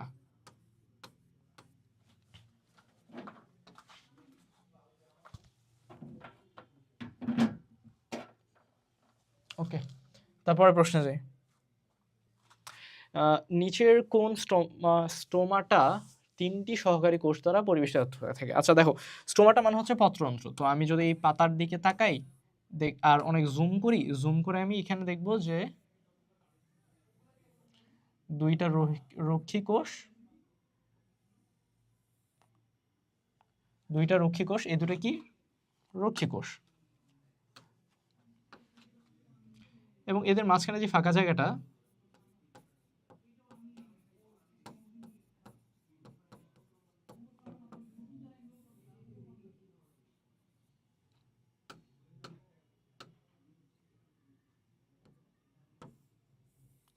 এরা দুইজন হচ্ছে রক্ষী কোষ, এবং রক্ষী কোষের মাঝখানে এই যে ফাঁকা জায়গাটা, এই ফাঁকা জায়গাটাকে আমরা বলি পত্ররন্ধ্র বা স্টোমাটা।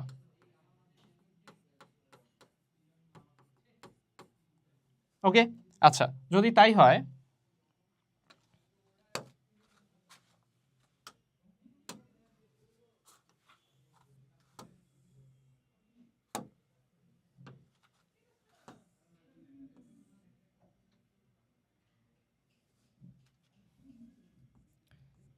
এইখানে আমি জুম করব,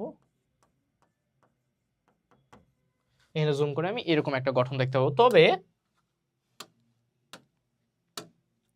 রক্ষী কোষ যেটা কি না স্টোমাটাকে কভার করে রাখছে, ওটা বাদ দিয়েও আশেপাশে যে কোষগুলো থাকবে এগুলোকে আমি বলবো আশেপাশে। এইখানে একটা কোষ আছে, ধরো এখানে একটা কোষ আছে, এখানে একটা কোষ আছে, এখানে একটা, টোটাল 5টা কোষ দিলাম আশেপাশে। এই রক্ষী কোষে দুইজনের আশেপাশে 5টা কোষ দিলাম। এই 5টা কোষকে আমি বলবো, সবগুলো কি বলবো, সহকারী কোষ।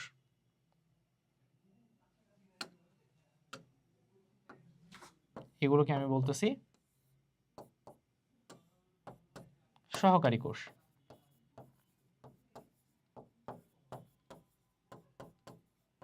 ওকে, সহকারী কোষ কয়টা সেটার ভিত্তিতে স্টোমাটাকে আমরা কয়েকভাবে ভাগ করছি।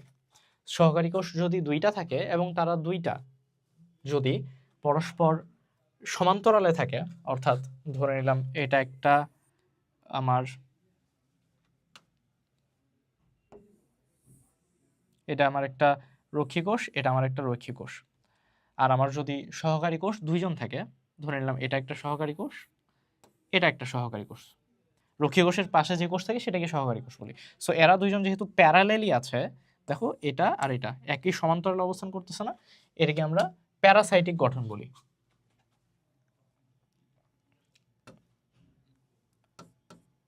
দুইটি সহকারী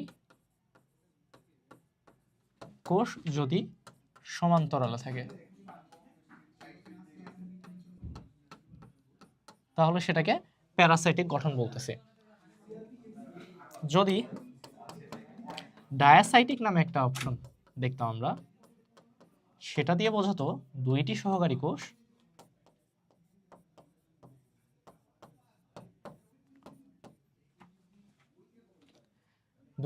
কোষ লম্বাভাবে অবস্থান করতেছে।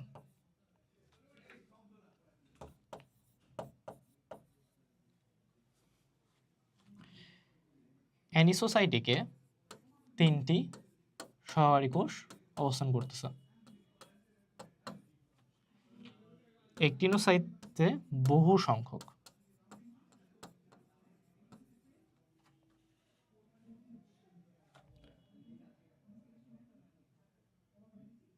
সংখ্যক লম্বালম্বিভাবে অবস্থান করতেছে।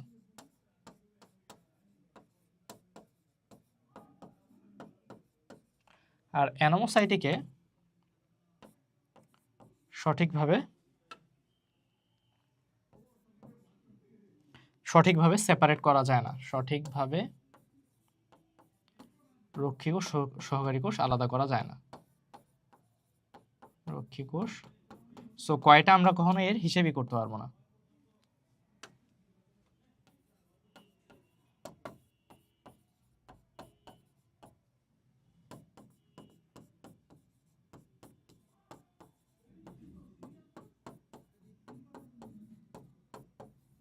এবং আরেকটা অপশন যদি আমি দিতাম এখানে টেট্রাসাইটিক, এর মানে বোঝায় 4টি সহকারী কোষ যদি আশেপাশে থাকে।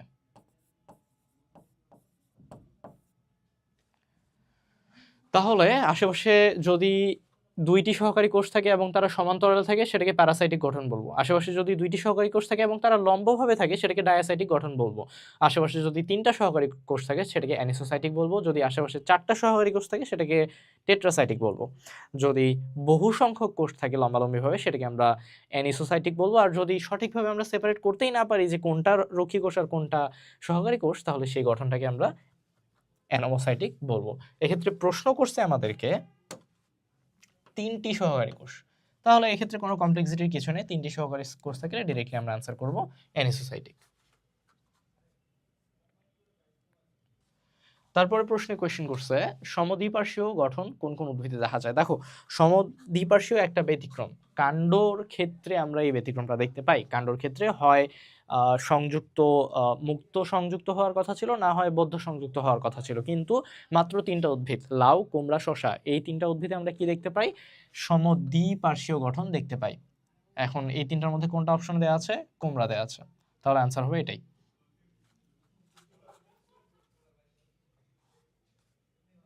তাহলে কুমড়া বাদ দিয়ে আর কি কি অ্যান্সার হইতো? লাউ, শসা। ওকে, তারপর প্রশ্নে যাই।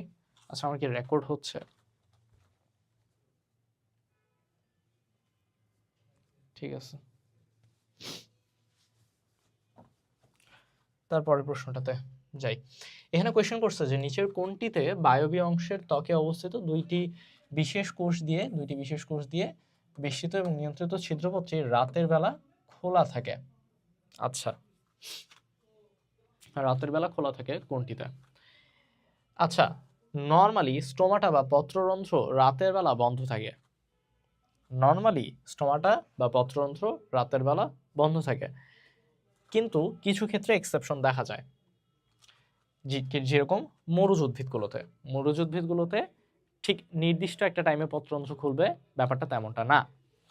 ওকে, তো এই ক্ষেত্রে আমাদেরকে মরুজ উদ্ভিদ আইডেন্টিফাই করতে হবে। এখানে একটাই দেয়া আছে, পাথরকুচিতে বায়বীয় অংশে, আচ্ছা বায়বীয় অংশের ত্বকে 2টি সহকারী কোষ। আচ্ছা, এক্ষেত্রে আমি দাগ না দিয়ে এগুলো সিম্পলিফাই করে দিই। 2টি বিশেষ সহকারী কোষ বলতে ওরা বোঝাচ্ছে রক্ষী কোষ এর কথা।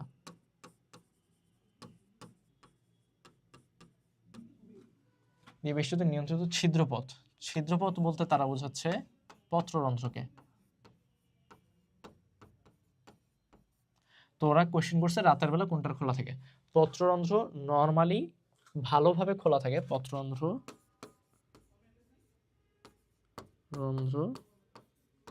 খোলা থাকে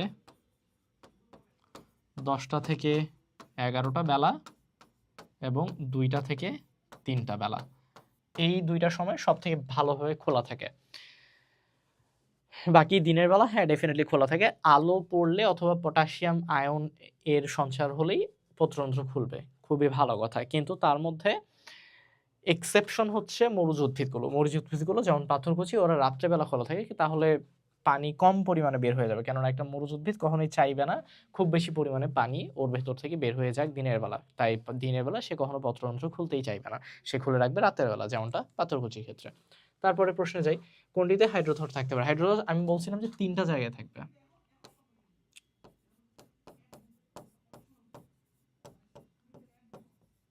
হাইড্রোথট ভার্সেস পত্ররন্ধ্র, দুইটারই কাজ কিন্তু একই। দুইটারই কাজ কি? দুইটারই কাজ হচ্ছে পানি বের করে দেওয়া, অতিরিক্ত পানি দুইটাই বের করে দিতে চাইবে। কিন্তু তাহলে পার্থক্য কেন তাদের মধ্যে? পার্থক্য হচ্ছে তাদের কাজের ফরম্যাটে। হাইড্রোথট না, অন্য কালে ইউজ করা উচিত। হাইড্রোথট জলীয় মাধ্যমে জলীয় মাধ্যমে পানি বের করে দিবে, আর পত্ররন্ধ্র গ্যাসীয় ফর্মে।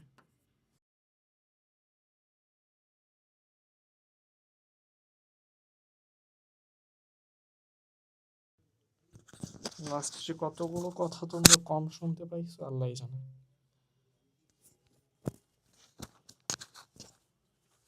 ওকে, আচ্ছা আমার মনে হয় কথা, হ্যাঁ ঠিক আছে, ক্লিয়ার যাচ্ছে। আমার মনে হয় কথা শোনা যাচ্ছে এখন, কেননা আবার নতুন রিচার্জড স্পিকার নিয়ে আসছি। ঠিক আছে, হাইড্রোথট জলীয় মাধ্যমে পানি বের করে দেয়, আর পানি এই যে পত্ররন্ধ্র এটা গ্যাসীয় মাধ্যমে পানি বের করে দেবে। হাইড্রোথট রক্ষী কোষ নিয়ন্ত্রিত নয়।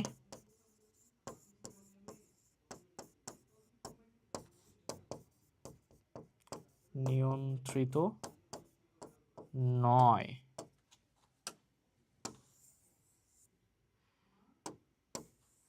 আর পত্ররন্ধ্র রক্ষী কোষ নিয়ন্ত্রিত। এই দুইটা বেসিক পার্থক্য খুব ভালোভাবে পরিলক্ষিত হয় এদের দুজনের মধ্যে। তো স্টোমাটা বা পত্ররন্ধ্র সবার ক্ষেত্রেই উপস্থিত থাকবে। এদের এক্সাম্পল হচ্ছে সকল উদ্ভিদ। কিন্তু কিন্তু হাইড্রোথট সিলেক্টিভ কিছু উদ্ভিদে প্রেজেন্ট আছে, আর আমাদের এমসিকিউ এটাই হয়। দেখো, এটাও আবার ভাবার কোনো কারণ নেই যে যাদের হাইড্রোথট আছে ওদের পত্ররন্ধ্র অনুপস্থিত, যাদের হাইড্রোথট আছে ওদের পত্ররন্ধ্রও উপস্থিত, এই ব্যতীত ওদের হাইড্রোথটও উপস্থিত আছে। তো কে কে আমি মনে রাখছিলাম ঘটক, ঘ ট ক, ঘাস,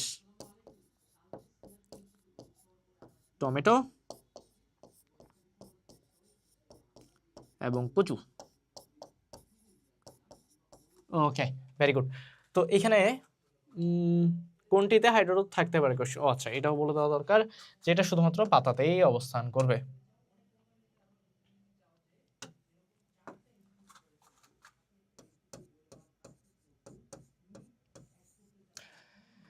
তাহলে হাইড্রোথট কোথায় থাকতে পারে? হাইড্রোথট থাকতে পারে পাতায়, আর কোথাও হাইড্রোথট কিন্তু থাকবে না, পাতা বাদ দিয়ে। আর পরের প্রশ্নটা আবার কাছাকাছি, নিচের কোন উদ্ভিদে হাইড্রোথট বিদ্যমান? হাইড্রোথট বিদ্যমান কোথায়? তো তিনটা উদ্ভিদ কি বললাম? ঘটক, ঘাস, কচু, টমেটো। উত্তর হচ্ছে কচু। এখানে অপশনের মধ্যে উত্তর এটাই। তারপরে প্রশ্ন যে রক্ষী কোষের উপস্থিতি কোথায় লক্ষ্য করা যায়? একটু আগে বললাম যে পত্ররন্ধ্র হচ্ছে সবসময় রক্ষী কোষ নিয়ন্ত্রিত। তাহলে পত্ররন্ধ্র যেখানে তার আশেপাশেই তো আমরা পানি না, পত্ররন্ধ্র যেখানে তার আশেপাশেই তো রক্ষী কোষ দেখতে পাবো। তো যে পড়াগুলো অলরেডি বলে ফেলছি তার মধ্যেই প্রশ্নগুলো থাকবে। হাইড্রোথট দিয়ে পানি বের করার পদ্ধতি, আচ্ছা এটা একটা সংজ্ঞা। সংজ্ঞার উত্তর হচ্ছে গাটেশন। গাটেশন মানে কি? হাইড্রোথট দিয়ে তরল পানি, দেখছো তরল মাধ্যমে পানি বের করতেছে, গ্যাসের মাধ্যমে না। গ্যাসের মাধ্যমে হলে সেটা হাইড্রোথট না, ওটা স্টোমাটার মাধ্যমে বের হইতো। তো যাই হোক, তরল মাধ্যমে যদি আমি পানি বের করতে চাই হাইড্রোথট দিয়ে, তাহলে সেই পদ্ধতিটাকে আমি বলবো গাটেশন। আর এটা কিন্তু ক নাম্বারে আসার মতো একটা এমসিকিউ। তারপরে প্রশ্নে যাই। তারপরে প্রশ্নে দেখো আবার আরেকটা সংজ্ঞা, ঠিক যেমনটা বলছিলাম যে ক নাম্বারের জন্য আমরা যে সংজ্ঞাগুলো পড়ি সেগুলোই কিন্তু এমসিকিউ এর জন্য দিয়ে দিচ্ছে। তো এটা আমরা অলরেডি দেখে আসছি। প্রশ্নটা হচ্ছে যে যে ভাজক টিস্যু বিভাজিত হয়ে উদ্ভিদের ত্বক সৃষ্টি করে, এটা কিন্তু কাজের ভিত্তিতে ভাগ করছে। আমরা চলো ওখানে আবার ব্যাক করি, যেখানে আমরা থিওরিটা আলোচনা করছিলাম।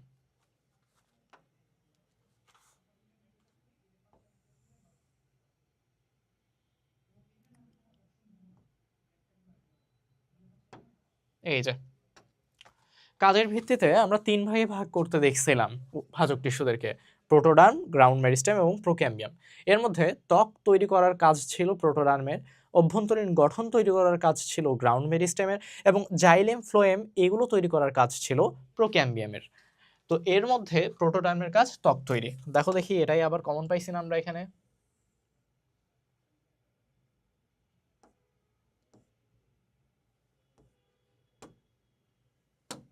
প্রোটোডার্মের কাজ কি? ত্বক তৈরি। তারপরের প্রশ্নে যাই, কোন উদ্ভিদে হাইড্রোথট থাকে? একটু আগে যেটা পড়ায় আসলাম, টমেটো। টমেটো বাদ দিয়ে আর কে কে ছিল? ঘাস আর কচু। কিউ চিহ্নিত অংশের নাম লিখো, এটা আমরা কিভাবে দেখবো? ছবিটা তো দেওয়া নেই এখানে। ক্যাম্বিয়াম। আচ্ছা দেখো, গঠনটা তাহলে নিশ্চয়ই এরকম হওয়ার কথা যে এভাবে গঠনগুলো থাকে নর্মালি। একটা ফিগারটা এইভাবে ভাগ করে দেওয়া থাকে।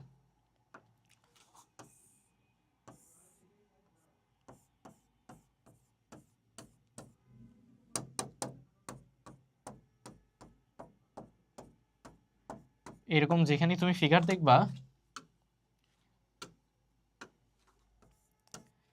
এই যে নেটের মতো অংশটা, এটাকে আমরা বলতেছি জাইলেম। দুজনের মাঝে মাঝে যে বর্ডারটাকে আমরা বলতেছি ক্যাম্বিয়াম।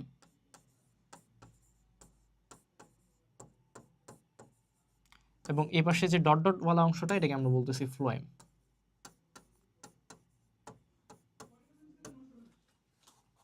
যেহেতু একটার পর একটা পর আছে, সেটাকে আমরা গঠন বলি, সেই গঠনটাকে আমরা বলি সংযুক্ত গঠন। সংযুক্ত কিভাবে বুঝলেন ভাইয়া? দেখো, সংযুক্ততে এরা পর থাকে। অর্থাৎ আমি যদি একটা সমান্তরাল টান দেই, আমি দুজনকে টাচ করব, জাইলেম এবং ফ্লোয়েম। আর অরিও কিরকম জানো? অরিও হচ্ছে এরকম, একটা জাইলেম এখানে থাকবে, একটা ফ্লোয়েম এখানে থাকবে, একটা জাইলেম এখানে থাকবে, একটা ফ্লোয়েম এখানে থাকবে। সো আমি যদি একটা সোজা টান দেই, যেদিক থেকেই টান দেই না কেন, আমি জাইলেম এবং ফ্লোয়েমের মধ্যে যে কোনো একজনকে টাচ করতে পারবো, অন্যজনকে না।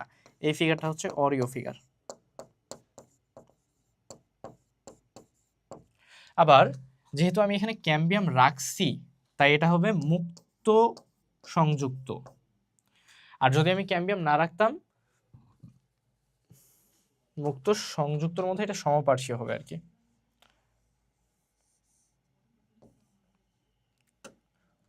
পুরোটা লিখি একেবারে, মুক্ত সমপার্শ্বীয় সংযুক্ত।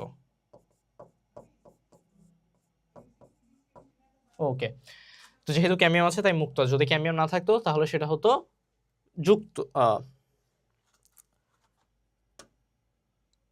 আমি শুরুতে গিয়ে ওখানে ক্লিয়ার করাই দিই।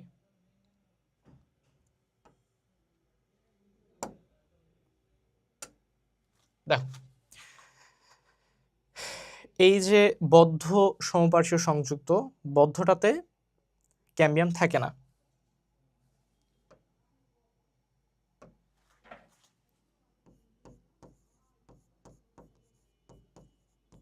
ক্যাম্বিয়াম থাকে না। এবং এই যে মুক্তটা, এটাতে ক্যাম্বিয়াম থাকে, এটাই বলতে চাচ্ছিলাম।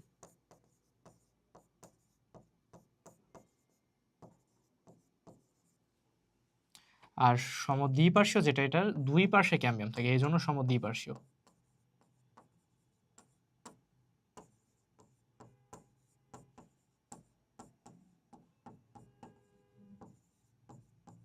কার দুই পাশে? জাইলেমের দুই পাশে। তো জাইলেমের দুই পাশে যদি ক্যাম্বিয়াম দেখি, সেটা সমদ্বিপার্শ্বীয়। জাইলেমের যে কোনো এক পাশে যদি ক্যাম্বিয়াম দেখি, সেটা মুক্ত সমপার্শ্বীয়। আর যদি ক্যাম্বিয়ামই না থাকে, সেটা হচ্ছে বদ্ধ সমপার্শ্বীয়। আর কোনটা কোথায় দেখি? সমদ্বিপার্শ্বীয়টা দেখি লাউ কুমড়া শশায়। মুক্ত সমপার্শ্বীয়টা দেখি দ্বিবীজপত্রীর কাণ্ডে। আর বদ্ধ সমপার্শ্বীয়টা দেখি একবীজপত্রীর কাণ্ডে।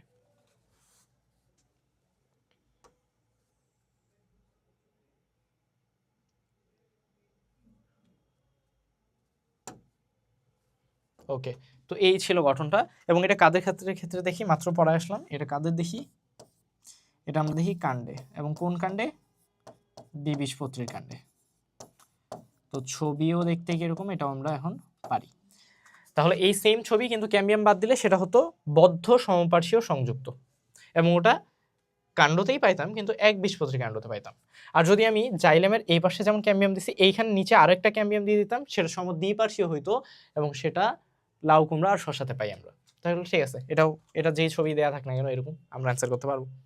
ও আচ্ছা আচ্ছা, যেহেতু ওরা বলছে যে কিউ চিহ্নিত অংশটার নাম কি, তো আমি এখানে কিউ দিয়ে দিই। কি ব্যাপার?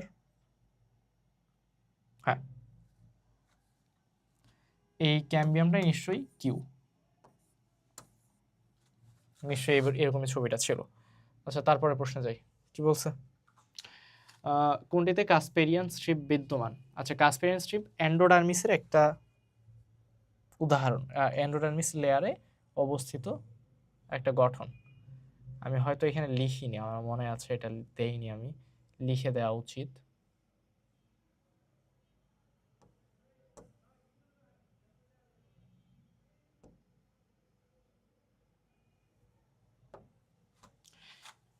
এই যে এন্ডোডার্মিস আমরা দেখছি, এন্ডোডার্মিস কই থাকে? এন্ডোডার্মিস থাকে বহিঃস্থলী অংশে। গ্রাউন্ড টিস্যু এতটাই বড়, এতটাই বিক্ষিপ্ত যে গ্রাউন্ড টিস্যুকে আমরা দুইটা ভাগে ভাগ করে পড়ি, বহিঃস্থলী এবং অন্তঃস্থলী। এর মধ্যে বহিঃস্থলীতে হাইপোডার্মিস, কর্টেক্স আর এন্ডোডার্মিস থাকে, আর অন্তঃস্থলীতে পরিচক্র, মেডুলা আর মেডুলারি রশ্মি থাকে। বহিঃস্থলীর এই যে এন্ডোডার্মিস, এই লেয়ারের মধ্যে আরো একটা স্পেশাল বৈশিষ্ট্য হচ্ছে যে এখানে কাসপেরিয়ান স্ট্রিপ বিদ্যমান।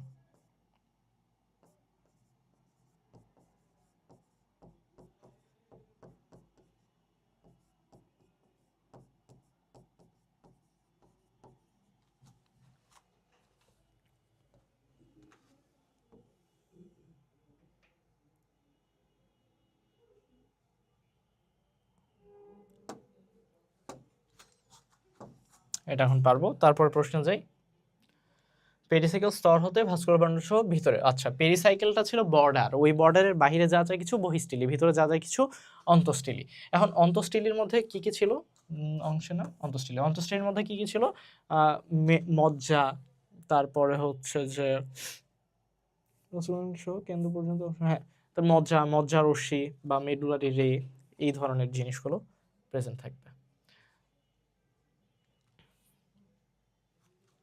স্যালাজিনেলা, আচ্ছা তিনটা ছিল, টিএলএস, পিতে পিটিইআরআইএস, টেরিস, লাইকোপোডিয়াম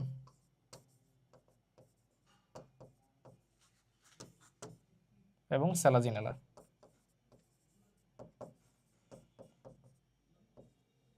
এই তিনটাতে আমরা দেখতে পাবো হেড্রোসেন্ট্রিক গঠন।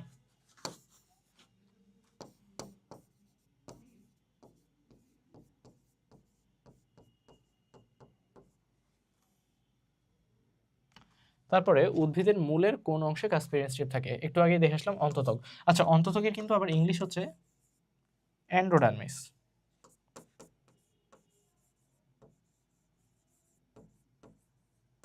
ইংলিশে যদি দিয়ে দেয়, অধত্বকের ইংলিশ হচ্ছে হাইপোডার্মিস, বহিত্বকের ইংলিশ হচ্ছে এপিডার্মিস, আর পরিচক্র তো পেরিসাইকেল।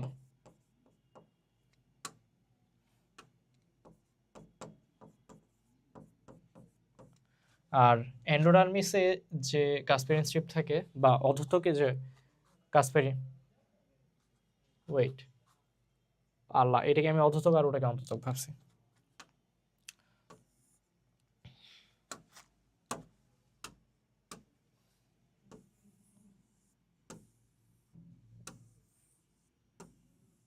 হ্যাঁ, অধত্বক হচ্ছে হাইপোডার্মিস আর অন্তত্বক হচ্ছে এন্ডোডার্মিস, আর উত্তরটা হচ্ছে এন্ডোডার্মিস। আমি এটাকে অন্ত আর ওটাকে অধ করছিলাম, এরকম ভুল তোমাদের করা যাবে না আবার। ঠিক আছে, কোথায় কাসপেরিয়ান স্ট্রিপ? আবার অন্ত অন্ত অন্ত অন্ত অন্তত, এটা অস্ত হয়ে গেছে, অন্ত হবে, সবাই ভুল করতেছে। তারপরে গ্রাউন্ড টিস্যুর অংশ, আচ্ছা গ্রাউন্ড টিস্যু তন্ত্রের অংশ, গ্রাউন্ড টিস্যু তন্ত্রের অংশে কি কি ছিল? মজ্জা, কাসপেরিয়ান স্ট্রিপ, এক কথায় ওই স্টিলির বহিঃস্থলী বলো অন্তঃস্থলী বলো সবগুলোকেই আমরা এখানে কাউন্ট করবো, যেহেতু ground tissue as a whole বলছে, ওরা কিন্তু বলেনি বহিঃস্থলীর মধ্যে কোনটা অন্তঃস্থলীর মধ্যে কোনটা, আমরা আরো ডিটেলসে পড়ছি, বাট এখানে এজ এ হোল জানতে চাইছে। তো গ্রাউন্ড টিস্যুর মধ্যে পড়ে হচ্ছে মজ্জা, ত্বক পড়ে হচ্ছে এপিডার্মিসের মধ্যে, ফ্লোয়েম পড়ে হচ্ছে ভাস্কুলার বান্ডলের মধ্যে,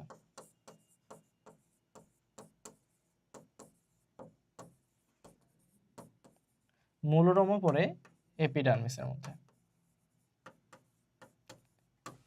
এপিডার্মিসের মধ্যে এপিডার্মাল উপাঙ্গ,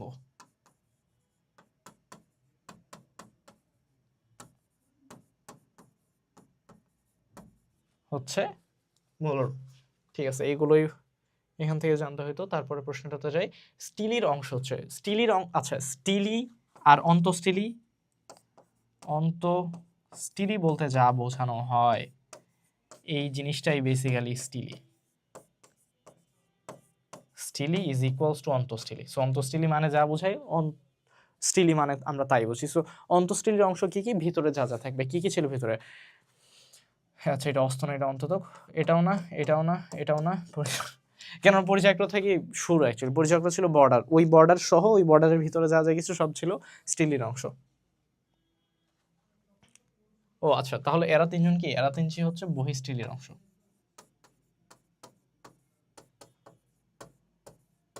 আর এই যে বহিঃস্টিলি, অন্তঃস্টিলি, এরা সবাই কিন্তু চারটা অপশনই কিন্তু গ্রাউন্ড টিস্যু তন্ত্রের মধ্যেই রাখছে। কিন্তু এই গ্রাউন্ড টিস্যু তন্ত্রটা কাদের?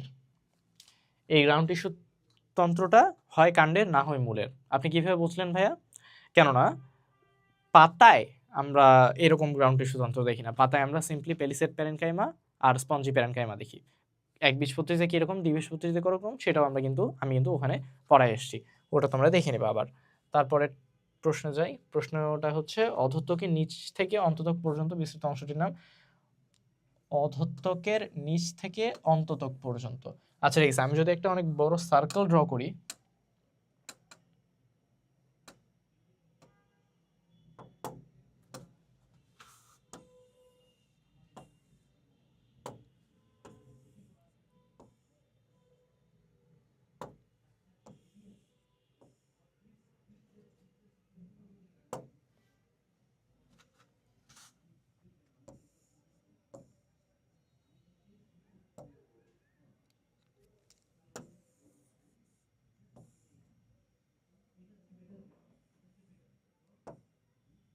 ওকে, তাহলে এটাকে যদি আমি এখন ক্লাসিফিকেশন করতে চাই, সব থেকে বাহিরের লেয়ারটা হবে এপিডার্মিস,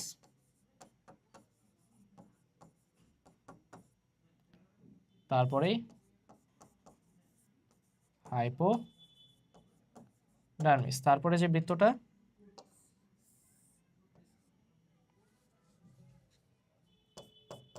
এন্ডোডার্মিস, এবং এই যে গ্যাপটা এন্ডোডার্মিস আর হাইপোডার্মিসের,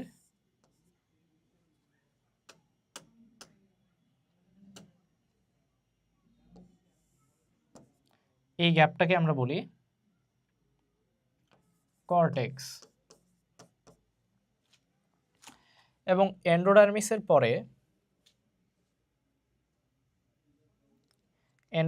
পরেই ভেতরে এই পুরো জায়গাটা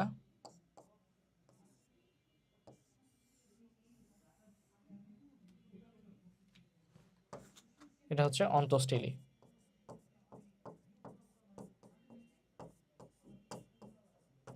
যাই হোক, ওরা কোশ্চেন করছে অধত্বক তথা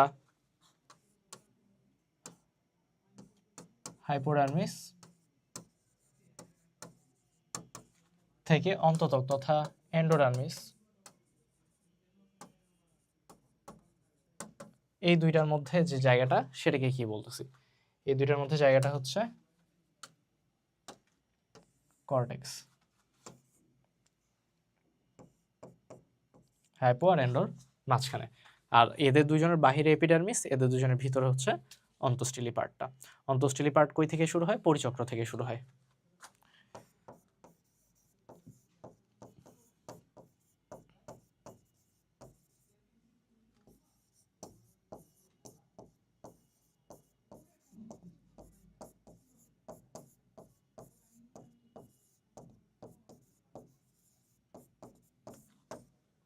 ওকে, তারপরে প্রশ্নটা দেখি। পাতার গ্রাউন্ড টিস্যুকে কি বলে? মেসোফিল। এবং মেসোফিল, এই তথ্যটা বাদ দিয়েও মেসোফিল একবীজপত্রীর ক্ষেত্রে কিরকম, দ্বিবীজপত্রীর ক্ষেত্রে কিরকম, সেটা তো আমরা কিন্তু ডিটেলস জানছি। তারপরে পরিণত কোনটি? পরিণত জাইলেম টিস্যুর সজীব উপাদান। দেখো, সজীব উপাদান হচ্ছে যে কোনো প্যারেনকাইমাগুলো। কি মনে রাখবো আমরা? রুল অফ থাম কি? প্যারেনকাইমা শব্দটা দ্বারা আমি বুঝবো যে সে হচ্ছে সজীব, কেননা তার কাজ হচ্ছে খাদ্য তৈরি। তো সে যদি জীবিতই না থাকে, খাদ্য তৈরি করবে কিভাবে? আর ফাইবারগুলো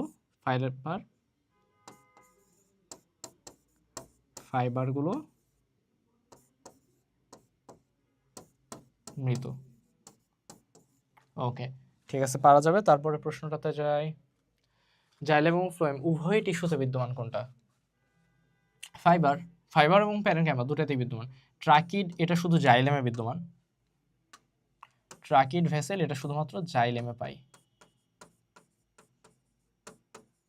সিভনোলটা শুধুমাত্র আমরা ফ্লোয়েমে পাই। আর ফ্লোয়েম ফাইবার, জাইলেম ফাইবার নামে ফাইবার আমরা দুইটাতেই পাই। পরিণত জাইলেম টিস্যুর সজীব কোষ। পরিণত জাইলেম টিস্যুর সজীব। সজীব কি বলছি? প্যারেনকাইমা যেখানেই দেখবো সেটাই হবে সজীব। আর মৃত কিভাবে বুঝবো? ফাইবার শব্দটা শুনলে। ভাস্কুলার বান্ডল সৃষ্টি হয় কোন ধরনের ভাজক টিস্যু হতে? আচ্ছা, একদম শুরুতে ভাজক টিস্যুর কাজে যখন পড়াইছিলাম, কাজের ভিত্তিতে 3 প্রকার ছিল। এপিডার্মিস এর কাজ ছিল ত্বক তৈরি করা, গ্রাউন্ড টিস্যু তন্ত্রের কাজ ছিল ভিতরে সবকিছু তৈরি করা, এবং প্রোক্যাম্বিয়ামের কাজ ছিল ভাস্কুলার বান্ডল তৈরি করা।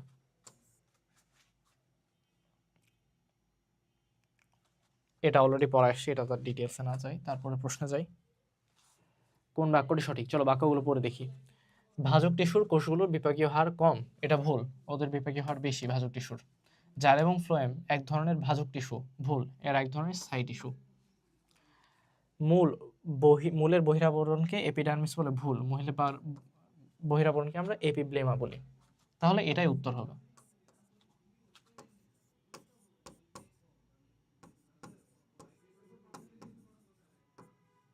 জাইলেম এক ধরনের ভাজক টিস্যু না, এটা হচ্ছে স্থায়ী টিস্যু। বিপাকীয় হার কম, এটাও ভুল। বিপাকীয় হার বেশি।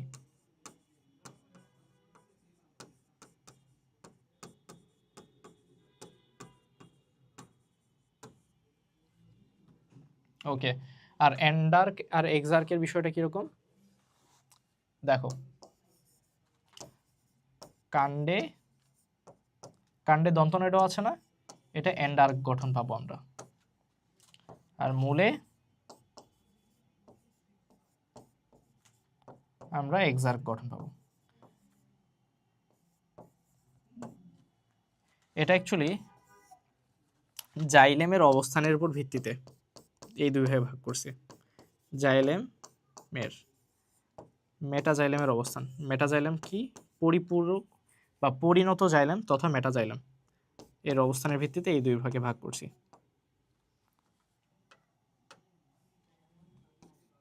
অবস্থান। কাণ্ড দন্তনেডো আছে, এন্ডার্ক দন্তনেডো আছে। তাহলে মূলে এক্সার্ক অন্যটা মূলে। আচ্ছা, মূলে এন্ডার্ক এই কথাটা সত্য এবং ওইটাই জানতে চাইছে। তারপরে প্রশ্নে যাই। দ্বিবীজপত্রী উদ্ভিদের ভাস্কুলার বান্ডল। আচ্ছা, যদি মূল হয়, দ্বিবীজপত্রী উদ্ভিদের ভাস্কুলার বান্ডল কোনটি? দ্বিবীজপত্রীর মূলে অরিও, আর যদি কাণ্ডর কথা বলি মুক্ত সমপার্শ্বীয় সংযুক্ত গঠন।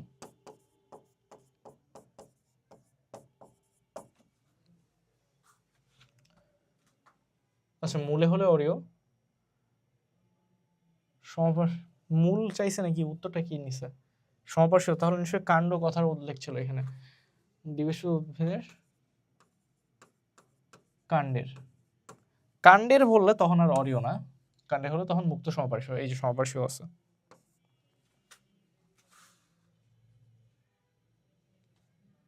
আচ্ছা, একটা ছবিতে আছে এখানে পি হচ্ছে ফ্লোয়েম, এরকম একটা ছবি তোমাদেরকে একটু আগে দেখায় আসলাম। কিউ হচ্ছে ক্যাম্বিয়াম এবং আর হচ্ছে জাইলেম। ওকে, এখন প্রশ্ন পড়ি। পি চিহ্নিত অংশের কাজ মানে ফ্লোয়েমের কাজ। ফ্লোয়েমের কাজ কি? খাদ্য এবং খাদ্য সঞ্চয়, দৃঢ়তা প্রদান। হ্যাঁ, ঠিক আছে, করবে সে। এবং উদ্ভিদ দেহে তৈরিকৃত, ওয়েট এ সেকেন্ড, পি অংশের কাজ তো এটা বইয়ে, হ্যাঁ এক্স্যাক্টলি, বইয়েও এভাবে ইউজ করছে। অর্থাৎ এই যে জাইলেমের জন্য এরকম লম্বালম্বি টান আড়াআড়িভাবে এবং ডট ডট চিহ্ন ফ্লোয়েমের জন্য, এটা যে শুধুমাত্র আমরা এই ছবিতে ইউজ করছি তা না, এটা কিন্তু বইয়ে ইউজ করছে। তো যাই হোক না কেন, পি চিহ্নিত অংশটির কাজ, পি চিহ্নিত অংশ হচ্ছে ফ্লোয়েম। ফ্লোয়েমের কাজ কি? খাদ্য সঞ্চয় এবং দৃঢ়তা প্রদান। হ্যাঁ, ডেফিনেটলি করতে পারে। যদি আমরা ফ্লোয়েম ফাইবারের কথা বলি,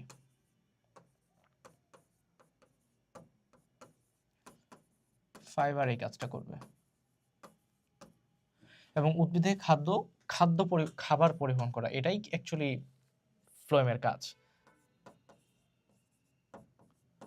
ফ্লোয়েম এর কাজ, ফ্লোয়েমের কাজের মধ্যে তাও ইন পার্টিকুলার যদি বলি, সিভ কোষের কাজ হচ্ছে এটা, খাদ্য পরিবহন করা। তাহলে পানি এবং খনিজ লবণ পরিবহন করার কাজ এটা ছিল ভাই জাইলেমের কাজ। এবং জাইলেমের মধ্যেও ইন পার্টিকুলার ট্রাকিড আর ভেসেলের কাজ ছিল এটা। কিন্তু এক্ষেত্রে আমাদের কাছে কোয়েশ্চেন করছে ফ্লোয়েমের কাজ, পি অংশের কাজ। সো অবশ্যই 2 অ্যান্সার হবে না, 1 আর 3 উত্তর হবে। একবীজপত্রী কাণ্ডের বৈশিষ্ট্য, চলো অপশনগুলো পড়ি। কাণ্ড রোম বিদ্যমান না, একবীজপত্রীর কাণ্ডে রোম থাকে না। দ্বিবীজপত্রীর কাণ্ডে রোম থাকে এবং সেটাও বহুকোষী হয়। ভাস্কুলার বান্ডল সমদ্বিপার্শ্বীয় না, সমদ্বিপার্শ্বীয় দ্বিবীজপত্রীরও এক্সেপশন কিছু, লাউ কুমড়া শশাতে পাই।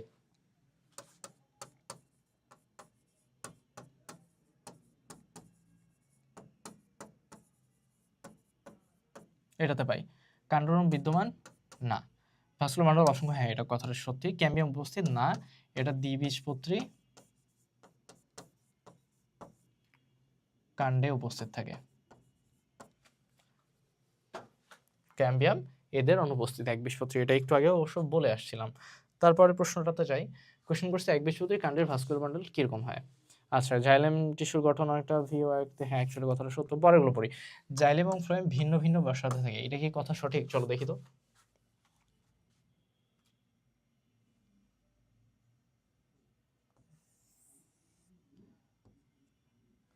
কাণ্ডের ক্ষেত্রে বলছে, কাণ্ডের ক্ষেত্রে xylem phloem, xylem phloem, xylem phloem, xylem phloem, x F এভাবে করে থাকে। তাহলে আমি যদি একটা ব্যাসার্ধ টানি, একই সাথে জাইলেম এবং ফ্লোয়েমকে আমি টাচ করতেছি, তাহলে ভিন্ন ভিন্ন ব্যাসার্ধে থাকে, কথাটা কিন্তু সঠিক না। কাণ্ডর গঠনে এই কথাটা সঠিক না। তারপরে ফ্লোয়েম দ্বারা জাইলেম চতুর্দিকে বেষ্টিত থাকে, এটাও না। এটা কেন্দ্রিকদের ক্ষেত্রে, কেন্দ্রিক এরা না। কেন্দ্রিক কাদের ক্ষেত্রে পাই? টেরিস, লাইকোপোডিয়াম, সেলাজিনেলা, ড্রাসিনা ইউক্কা, ওদের ক্ষেত্রে পাই। ফ্লোয়েম দ্বারা জাইলেম চতুর্দিকে, মানে এই গঠনটা দেখতে অনেকটা এরকম হয়। ফ্লোয়েম দ্বারা জাইলেম চতুর্দিকে, ফ্লোয়েম দ্বারা জাইলেম চতুর্দিকে, জাইলেম মাঝখানে, চারিদিকে ফ্লোয়েম থাকে। এই গঠনটাকে আমরা বলি হেড্রোসেন্ট্রিক।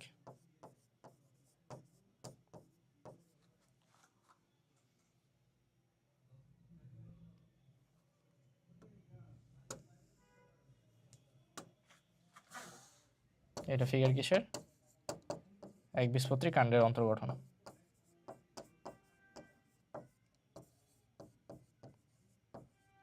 ভাই এটাকে দ্বিবীজপত্রী কাণ্ড কিভাবে বানাইতাম? মাঝখানে যদি আমি প্রোক্যাম্বিয়াম দিয়ে দিতাম, মাঝখানে প্রোক্যাম্বিয়াম, ছবিটা সেম থাকতো, শুধু মাঝখানে প্রোক্যাম্বিয়াম দিয়ে দিলে এটা দ্বিবীজপত্রী কাণ্ডের গঠন হয়ে যেত। যাই হোক, তো একবীজপত্রী কাণ্ডের গঠনে আমরা দেখতেছি একটা ব্যাসার্ধ টানলে জাইলেম এবং ফ্লোয়েমকে একই সাথে টাচ করতেছি আমি, কিন্তু ওরা ওরা বলতেছে জাইলেম ফ্লোয়েম ভিন্ন ভিন্ন ব্যাসার্ধে থাকে। তাহলে কথাটা ভুল, কেননা একই ব্যাসার্ধে জাইলেম ফ্লোয়েম থাকে, কথাটা ভুল, কেটে দিলাম। তারপর ফ্লোয়েম দ্বারা জাইলেম চতুর্দিকে থাকে, এটা এদের না, এটা হেড্রোসেন্ট্রিকদের থাকে। হেড্রোসেন্ট্রিক, হেড্রোসেন্ট্রিক কারা ভাইয়া? হেড্রোসেন্ট্রিক হচ্ছে PLS, টেরিস, লাইকোপোডিয়াম, সেলাজিনেলা। তাহলে এই কথাটাও ভুল। লাস্ট যেই অপশনটা সেটা হচ্ছে জাইলেম এবং ফ্লোয়েমের মাঝে ক্যাম্বিয়াম থাকে। এটা একটু আগেই বললাম যে দ্বিবীজপত্রী কাণ্ডদের ক্ষেত্রে এরকম দেখতে পাই, দ্বিবীজপত্রী কাণ্ডে আমরা এটা দেখতে পাই। তাহলে এই তিনটা অপশনই ভুল, তাহলে কারেক্ট উত্তর কোনটা? এ।